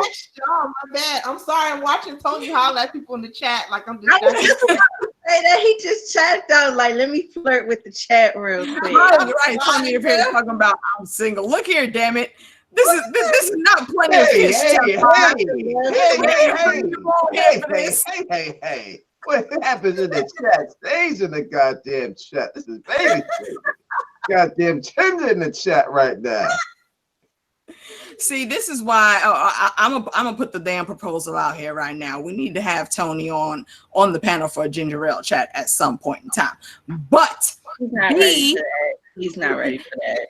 No, I mean, he's been in our chat room a few times. He knows the feel. He knows what it is. But B, all right, give us your thoughts since you didn't do that without the rant. Come through for the people. That's what I'm asking. What was the question? How do you feel about the lack of major character deaths as opposed to how many major deaths we got in the Red Wedding? No, I don't feel no type of way. I told y'all they wasn't dying. I told y'all it's plot armor. I told you who was gonna make it to episode 6. You could choose to believe, you could choose not to believe. They not dying. Your faves, all your faves are dead. It's true. One shot to the head, all your faves is dead. T-Baby is absolutely right, but they're not dead until episode 6. It's just that simple. It's plot armor. They want y'all to watch this whole season. They want y'all to get all hyped up off of HBO. They want y'all to be interested in the prequel, so they got to leave shit open. They can't tell you where the Night's King really came from. They can't tell you about his culture. They can't tell you what he really, really wanted to let him communicate. They can't give y'all nothing because they want to be able to pull you in for the rest of these prequels they're doing because HBO got to make money. And it's just that simple. Like, everybody y'all want Jamie, they're not dying until episode 6. Episode 5 is going to be a big, huge fight or whatever, and some people may or may not die. But all those people you really waiting for to see, you not going to see them die till episode 6. Mark my word. Mark my words. And there may be some crazy shit, too. It might be Cersei, like, blowing everybody out at the same time. Something real dumb. At this point, I'm cheering for Cersei. I hope she blows people to bits. Like, y'all should have died at Winterfell. I hope she Night Kings y'all. I hope she blows people to pieces. I hope Jamie gets it. I hope Sansa gets it. I hope Dany. I hope Jon. I hope Sam. Everyone who's supposed to die at Winterfell, I hope she kills all of y'all. T-Baby over here trying to kill everybody, and you know what? I'm not mad at it. Like the episode, I would have fucked y'all up. I would have had y'all favorites dead, raising up from the dead, and y'all like, what's happening? I would have fucked y'all up, but nah, they just want to save everybody, leave them to episode 5 and all that. All right, I got another one here from Plexi Bertrand, the liege of House Retract. She says, "Why is Bran more compassionate to Theon than Mira? Mira dragged his ass for hundreds of miles.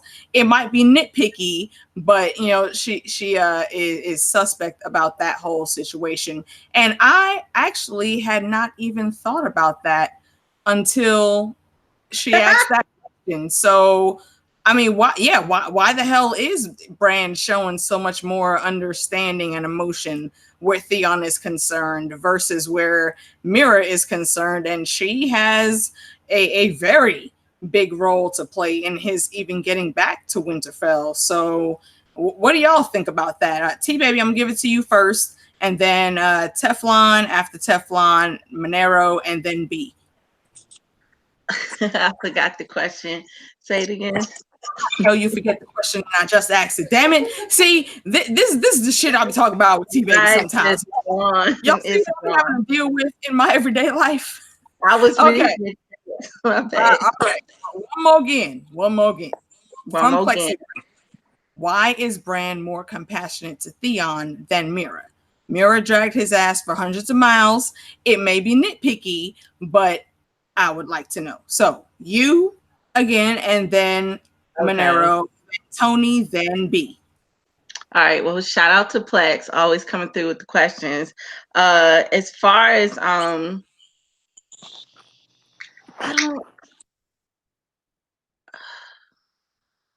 don't know. You know what I think?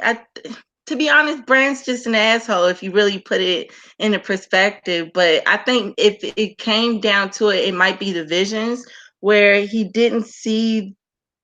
I don't know. You know what? That's bad writing, to be honest, where he just didn't give a fuck about her. And then they kind of noticed that Bran was a little too robotic, and they try to make him more human. That's the only way I can think of it. But I don't know. That's a good question. To me, I'm just going to chop it up to bad writing. If I didn't chop it up to that, then I would say that it's probably he saw the vision and sympathized with him. I don't know. Or he's just an asshole. I don't know, Plex. I'm sorry. Mind y'all, it's T's favorite character, so that's a lot for her to say that. they really fucked his character up. Like Bran is supposed to be this magical person who's got these powers that can do incredible things that has never been seen before, and they just literally sat him under a tree and said, I gotta go now." I hate that fucking line, but that's the only thing I can come up with that would make sense is his visions. Then he sympathized, but to be honest, it was messed up. Maybe y'all have a better answer. Yeah, true. Yo, Beauty Queen. The question is, why is Bran more sympathetic to Mira? To Theon than to Mira? Correct. Okay, so this is just an explanation out the side of my neck, but that's just the way that I see it. I think like when he first became the three-eyed raven, I think it was just something that was new, and it was a brand new evolution for him. So we sometimes when a person changes in such a dramatic way, um, there is a huge shift in how they were prior and what they've become. And then over time, as they settle into who they are, um, they start to um, evolve. So I think at the time when he first got downloaded to become the new three-eyed raven, he was a lot colder because remember that had just recently happened. And so I don't think it was that he was necessarily cold towards Mira. I just think that it was something he has just evolved into a different being, and so I think the shift was just so sudden and just so stark that it didn't give anybody time to process what had just happened. And so I'm not saying that Mira shouldn't have felt some kind of way about it, because I would have, because I've been with you since like forever. My brother died, and you just acting like, but she made a very poignant comment when she said that, that he died, in the sense that Bran Stark did die. He's no longer Bran Stark. And so I think, that spoke volumes to what he had become. By the time Theon came into the picture, I think I think by that time he's starting to settle into the, I don't think he fully settled into the role as a three-eyed revenant, but I think that he's starting to evolve more into settling to that. And also remember, he grew up with Theon, okay? He grew up with Theon. So Theon was sort of like family. And remember, Theon betrayed them. So I think in a sense he probably had more of an attachment to Theon because Theon was more family. He didn't grow up with Mira. They ended up just meeting when they came to swear fealty to him at the harvest feast. I don't know if that's how it went down in the show, but that's how it went down in the books. So I think there was probably more of a family connection to Theon than to Mira, just because of the fact that Theon was there during his, formative years, and he got to grow up with Theon in the house. And so I think there was more of a connection there than with Mira. I don't know if that kind of, gives some sort of an explanation, but that's just the way that I see it. Yeah, I actually like that. Aaron Water and a few other people in the chat room said the same. Teflon, what you think about that, son? I'm gonna have to, I love Monero and everything else. I'm gonna have to little bit disagree with that somewhat because if you're dealing with the books, Bran's in love with Mira in the books. It clearly states that he's in love with Mira in the books. He says that he's in love with her and he's living his POV. So he don't love Theon. If he do, then he do. But from what I know, he in love with Mira in the book. So he's dealing with the book situation. He should still be closer to Mira than he should be to Theon.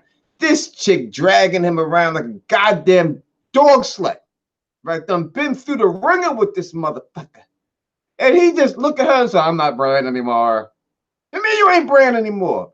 But Theon, You gonna give him you're a great man. He should at least gave her that. You're a great woman. You did all this stuff for me. I done ate your brother. I mean, what are you gonna do? Come on, man. It's I gotta go with T. That just it's poor writing. It's poor writing. That's what it comes down to is rush writing. They're just trying to get through this whole situation, and that's it. It's just so inconsistent, and that's why there's problems because they're trying to rush this out. They should have gave this story like they should have like when George R. R. Martin wasn't writing anything. They should have went to like Elio Garcia and Linda and had them advise the show. They should have went to someone who's an expert on these books when they didn't have George, so they wouldn't have had these damn plot holes in it. But instead, they said, "Listen, let's get this bag. We got this bag. Peace out. I don't care what y'all think about it. We can just do some fluff and then get away with that." So that's why I think it's mostly, it's like T said, it's poor writing. But real quick, too, what the hell was the point of Ghost? Who is he there for? Just to charge away and then come back? It's gone.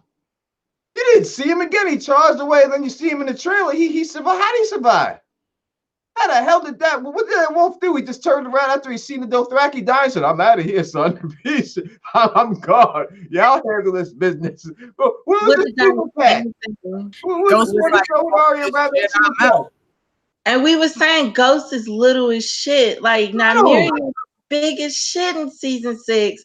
And Ghost just looks like a puppy. He looked like a goddamn stuffed animal that you get at a fair.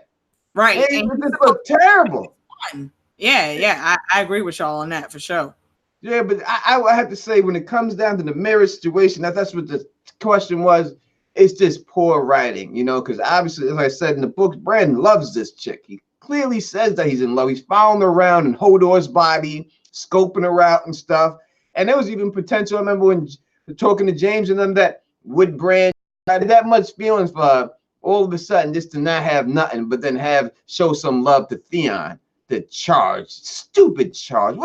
They should at least made this guy sword fight with him. Something. It's a stupid charge and get stabbed in the gut and die. He deserved to die. Worse than that. He should have got his head chopped. They should have stabbed him in the gut. He should have went to his knees and they should have chopped his goddamn head off. It's like they did to Roddy. Rah! Take his head right off and let his head just drop right there. That's the way Theon should have went out. But no, they wanted to give Alfie Allen his little thing that he could lay there at the blood coming out of his mouth, but he's special. Fuck Alfie Allen. He should have died of a horrible death. Horrible deaths have ceased to exist, it seems like.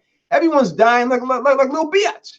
You get a little stab and you're dying. Little stab here. It's supposed to be hard. I want to see people's arms falling off. The Hound was chopping people literally in half at the Battle of Blackwater. In half with one stroke of his blade.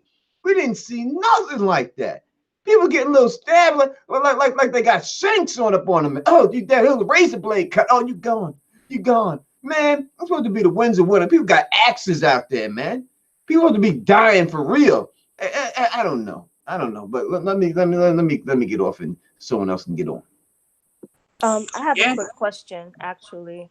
So again, because I haven't seen that season of the show with the travels of Bran, Mira, and Jojen and Hodor, did the show portray Bran as being in love with Mira, like they do in the books? Actually, so, let me say real quick. In the books, it's really Bran talking to himself when he's saying that he loves her, right? He's not saying that out loud or anything like that.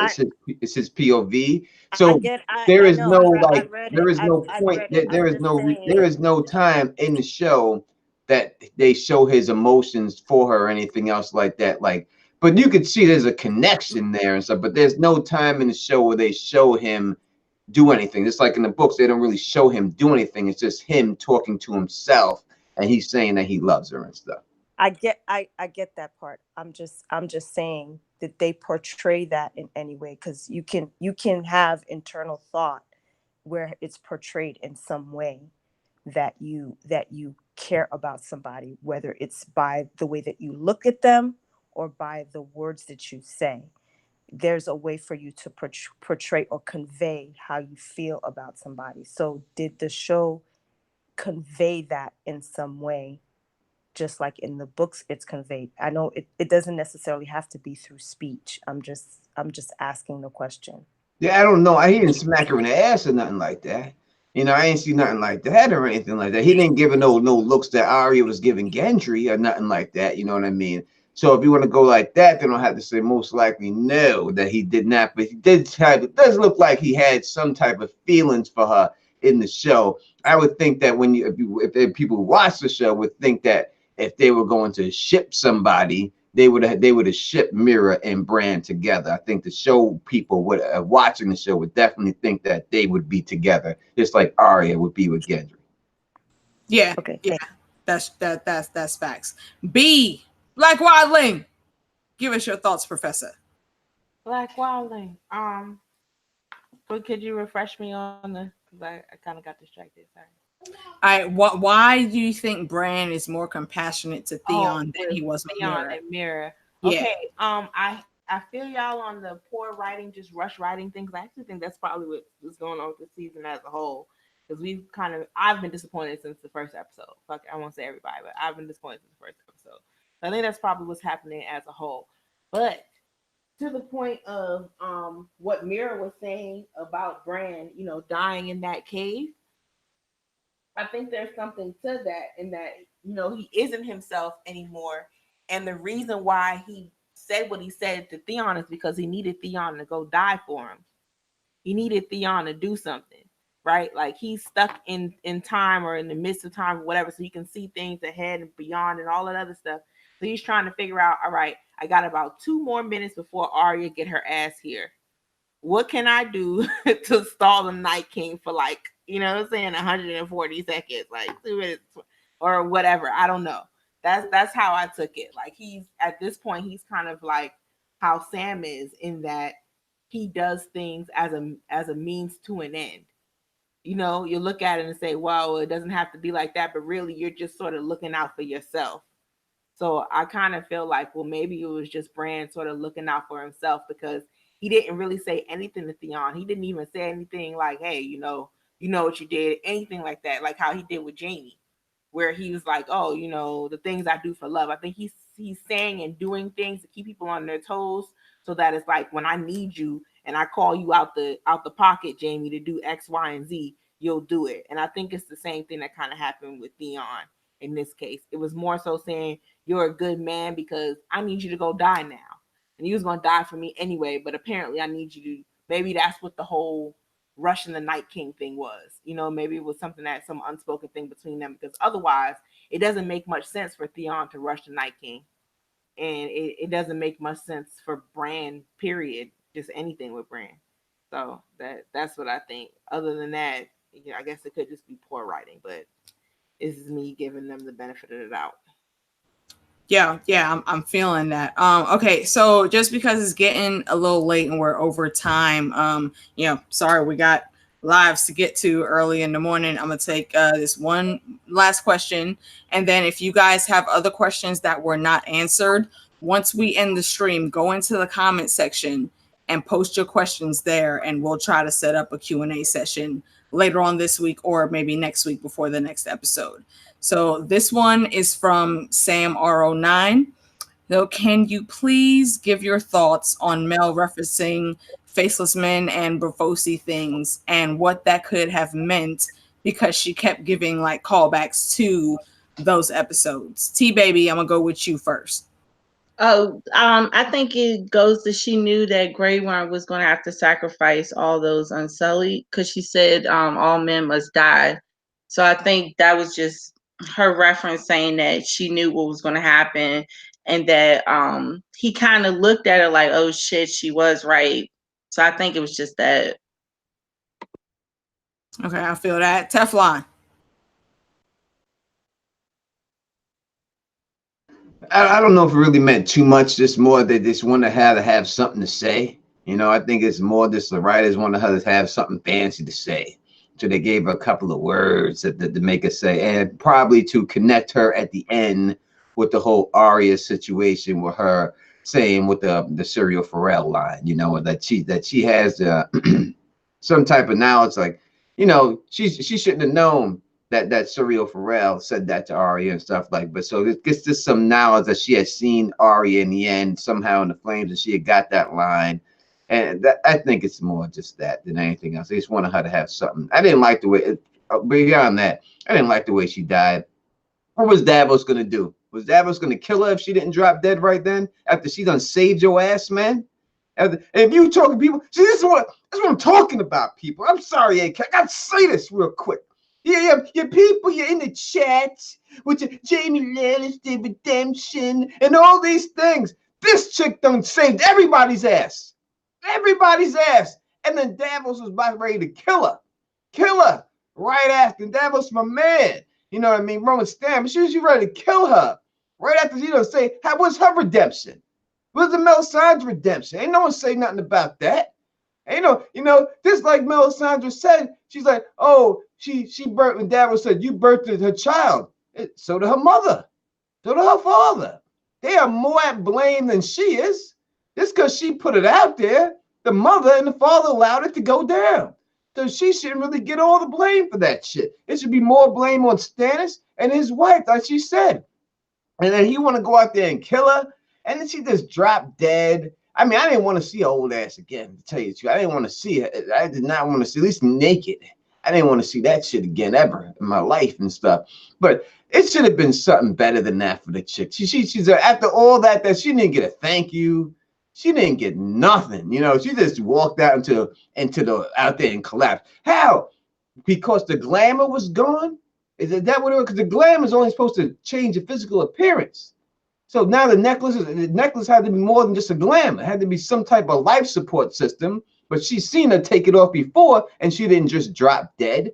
So why did she just drop dead at that particular time? Was this too much of the magic that she used? It just drained her body from the power. I would have to think if it was anything, it was that. But I didn't really like that with the whole Mel thing. Word, I feel that. Beauty queen. I I liked all the Mel scenes. I think her saying those um repeating those quotes is just a way of it's kind of like a reminder for people, you know what I mean? Because they're engaging in this battle. This is just a callback to remind as a reminder, you know what I mean? And I think that's all it was when she said Vala de Harris to Vala Morgulis to Grey Worm. It's just a reminder of where they what they're getting ready to face and what's going to happen. When she told Arya that, what do we say to God of Death? It's just a reminder because remember at that time Arya was still full of, I think she was experiencing fear, and as a way to get her to get back into herself, that's what she needed to hear. So she was basically saying what I think people needed to hear at the time. You know what I mean? Because, no matter how brave somebody, no matter how brave a face a person may put, if you don't know what's coming at you, the fear of the unknown is huge. You know what I mean? Um, Especially when you don't know what's coming at you. It's easier for you to be able to start formulating things when you know who your enemy is. But when you don't know, all kinds of things could run through your head. And I think it was just a reminder, something that they just needed to hear. So it was said. I think her death was what needed to happen. She fulfilled her purpose. And so there was no reason for her to keep walking on this earth. I think when she went back to Essos or wherever she went back to, I think probably as a condition of her return, that once everything was done, that it would be her time to die. Because why else would she tell Davos when she came in that it would be no need for him to execute her, that she would be dead before the dawn? So obviously that meant that before the dawn, once her purpose was fulfilled, then she would go ahead and die. And I think she was already prepared for that. Her taking off the necklace meant that she no longer needed, there was no need for that. There was no need for the pretense that she was just gonna, you know what I mean, go ahead and die. Because I think Mel had been on this earth for quite a long time, as evidence from before. So I think that's all it was. And, it was her time to go. She fulfilled her purpose. So it was her time to go. That's all I got. Word. Yeah, I feel you on that. Black Wildling, come through. Black Wildling. I think the thing with Mel, and I know y'all probably tired of me in this episode, but whatever. I mean, we're here to speak the truth. I was disappointed. Like, what the hell? I was thinking she was gonna burn. Like she was gonna burn or burst into flames or do something burny or fiery like. You know what I'm saying? To help them change the tide of the battle. I didn't think she was really gonna get them all the way through the battle just to come out at the end and walk to the horizon and disintegrate. It didn't really make much sense. We still don't know anything about Mel, where she came from, what she came for. Why did she go to Volantis? Where's the Fire Nation? Where are the people that are supposed to be with you? Like, what's going on? I feel like we don't know anything. And again, it may just be HBO doing this place that we tune in for these prequels or whatever. But I really was expecting more. Mel is somebody who's been shrouded in mystery since the very first season, and she's someone who we only get one POV from in the books. I was really expecting for them to bring that to life, and for her to be out there throwing fireballs and the whole nine, and then go out in a blaze of glory. So for me, it was pretty disappointing to see her just basically walk to the horizon and disintegrate. She dusted like it was Infinity War, and I wasn't ready. I wanted something better.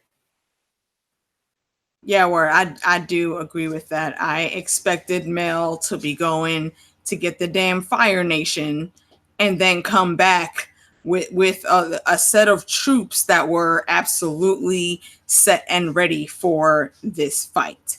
But we got what we got. She did have some decent moments. I did appreciate the episode absolutely for what it was. So, T Baby, let me turn the reins back over to you since we are done. Again, guys, post any questions that we did not have time for tonight in the comment section, and we'll try to set up something so we can get to those later on. Yeah, we had a good time. We talked about the good things, the bad things, what we loved, what we hated, but we gotta wrap this up. It's been a good 2 hours. So we're gonna go down. First, we're gonna start off with our guests, where they can find you, and everybody's channel will be listed in the description below. Come through, Tony. And used to being the goddamn guest. So let me tell you, ladies, thank you so much. Thanks so much for having it done. Always here for my sisters. Love to rock it with you. Manero always try to get me. She always try to get me, but it's all good. Yeah. It's all good. It's all good. Ain't nobody trying to get you. It's all in your head. It's all in your head. That Benny Jesuit voice, man. She got that voice. Always. You see, it's like she's one of them. Monero Geek is one of them people that put you out there in the sea and you hear him singing and stuff and you crash into the rocks. That never happens. She conjure like she's all sweet and then stick it to you and make you look like a fool. I am just playing. I love everybody on the chat. Thank you so much for on the show, and I love everybody in the chat. Thank you so much for having me on. I would love to come back on anytime that I can. The Don Tony Teflon, you can find me on Teflon TV as always. I will be on Fill the Issues Guys channel tomorrow, I think around 3:30 or so like that, discussing this with Phil. So you can check me on Fill the Issues Guys channel tomorrow. Definitely tune into that. Once again, thank y'all all once again for having me on. And as always, peace and stay sexy. Always a pleasure. Beauty Queen, where can they find you? Y'all can find me on ManaroGeekTV and Manaro Unlimited on all my other handles. It was a great time chatting this episode up with you ladies.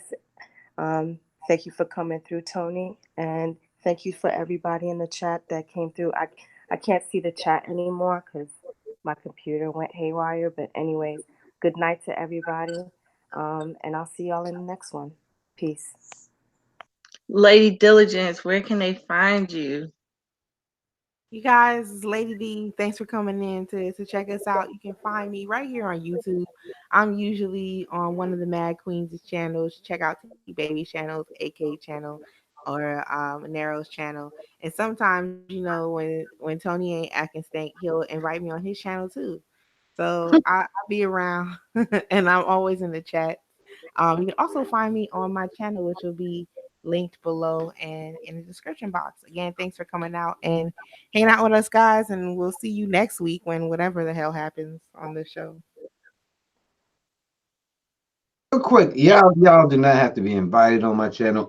You're always welcome. You just gotta tell me that you want to be on, and that's it. It's basically up to any one of y'all. If you just want to be on, you have something to say, you don't have to be invited. The invitation is open. Treat my channel as if it was your own. You're just allowed to come on anytime, no matter who I'm with or what I'm doing. All you gotta do is say, "Tef, I'm ready to rock," and you can rock with me anytime. It's the pleasure is all mine. Well, I want to be on when B's on. That's gonna be a fun time. Word up, yeah. I'm gonna put it out there. You know, you had pre-game streams where it was just you and the fellas. I propose you go ahead and do a pre-game stream with all of us ladies. And Timo Lisi, we're missing Timo Lisi tonight, but she is absolutely a part of the Mad Queens. So if you want to set that up anytime, maybe for the finale, a special pre-game stream with just the Mad Queens. You let us know how you feel about for the finale. The pregame show will be all the Mad Queens on the Don Tony Teflon's channel right before the finale. Timo, every one of y'all will be there. We will have no men. I'll be like, Tef Hefner up in this bitch, chilling with all the ladies as always. I'm chilling there. So that's what we will have in there. I promise. That's what it is. That's what we gonna do. Word up, word up. And AK, where can I find you? Yeah, you can definitely find me on my channel, Alicia Kingston. I don't usually look at a whole lot of numbers, y'all know, because AK does this just for fun, and I've recently hit over 300 subs. So thank y'all for coming through and rocking with us, sister. I appreciate that. I've been getting really decent views on my live reactions as the episode goes on. I appreciate y'all coming into the chat and talking with me. While that happens, I'll be doing that for the whole rest of the season. So, subscribe, click your notifications so you don't miss a live stream, and sub to everyone on the channel, all my ladies and the Don. It's always fun to sit here and hang and talk to my peoples. I do always say, though, you can find me quicker on other people's channels than you can my own. So again, sub to everybody if you want to see more AK. And I'm always in the chat room supporting everyone because we have a really, really good fandom family out here. And I really appreciate y'all being here. And actually, now that I think about it, I forgot something. T-Baby, if you'll allow me another couple minutes. Girl, that game coming on soon. Right. Yeah, I'm almost done. I was at Ice and Fire Con this past weekend with my ladies, and I was fortunate enough to meet the one of my favorite fandom artists, Sanrixian, and I got this awesomely cool print. It's of the Night King, not the Night King, but a White Walker fighting what I believe is Waymore Royce in the Haunted Forest. And I'm trying to have somebody be graced by this this print here. So what I'm gonna do is I'm gonna ask a question, and because this is, like I just said, I love the fandom and the family that we've made and all the cool YouTubers and people in the chat that I've seen. This will be a fandom based question. The answer is someone that is very strong in our fandom. So the question is. 1 second, AK, 1 second, if you can. I'm going to double down on that for me being with the ladies, and I will give away a music box to whoever wins this question, too. So you're getting 2 prizes for the price of 1. Hey, look at that.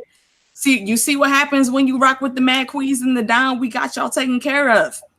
So here is the question. I want to know, and this isn't, I guess, strictly book readers, because I know a lot of show fans have gone to this person's channel and enjoyed their content. So who is the person that has given the best rendition of the North Remembers speech besides Sir Roy Dutrice in the audiobooks? Who in the fandom holds that golden voice title? And it's a hard question, and I meant it to be hard because, like I said, Sanrixian is one of my favorite artists, and she deserves, you know, a question of this caliber. So tell me who you think it is has narrated the North Remember speech the best in the fandom. Let me know. I'm gonna give y'all a couple a minute or two. You put like your name down so that way you like they can answer after that, so that way they know something. Those are relevant. Right. Okay, so actually, I see some names being thrown out, and no, folks, I have not seen it yet. And this is the music box you will receive if you could see it. Yep. And Renee of House Stark won one of those music boxes, and I saw it. It looks epic. Play it too. You got this music box coming, and a print from Sanrixian. And oh, hold the phone. We have a winner, ladies and gentlemen. We have a winner. That would be Plexi Bertrand of House Retract. The answer is the Valkyrie. If y'all have not heard the narrations this young man has done on his channel, I implore you to head over there and check out all of his videos. He absolutely has one of the best voices ever.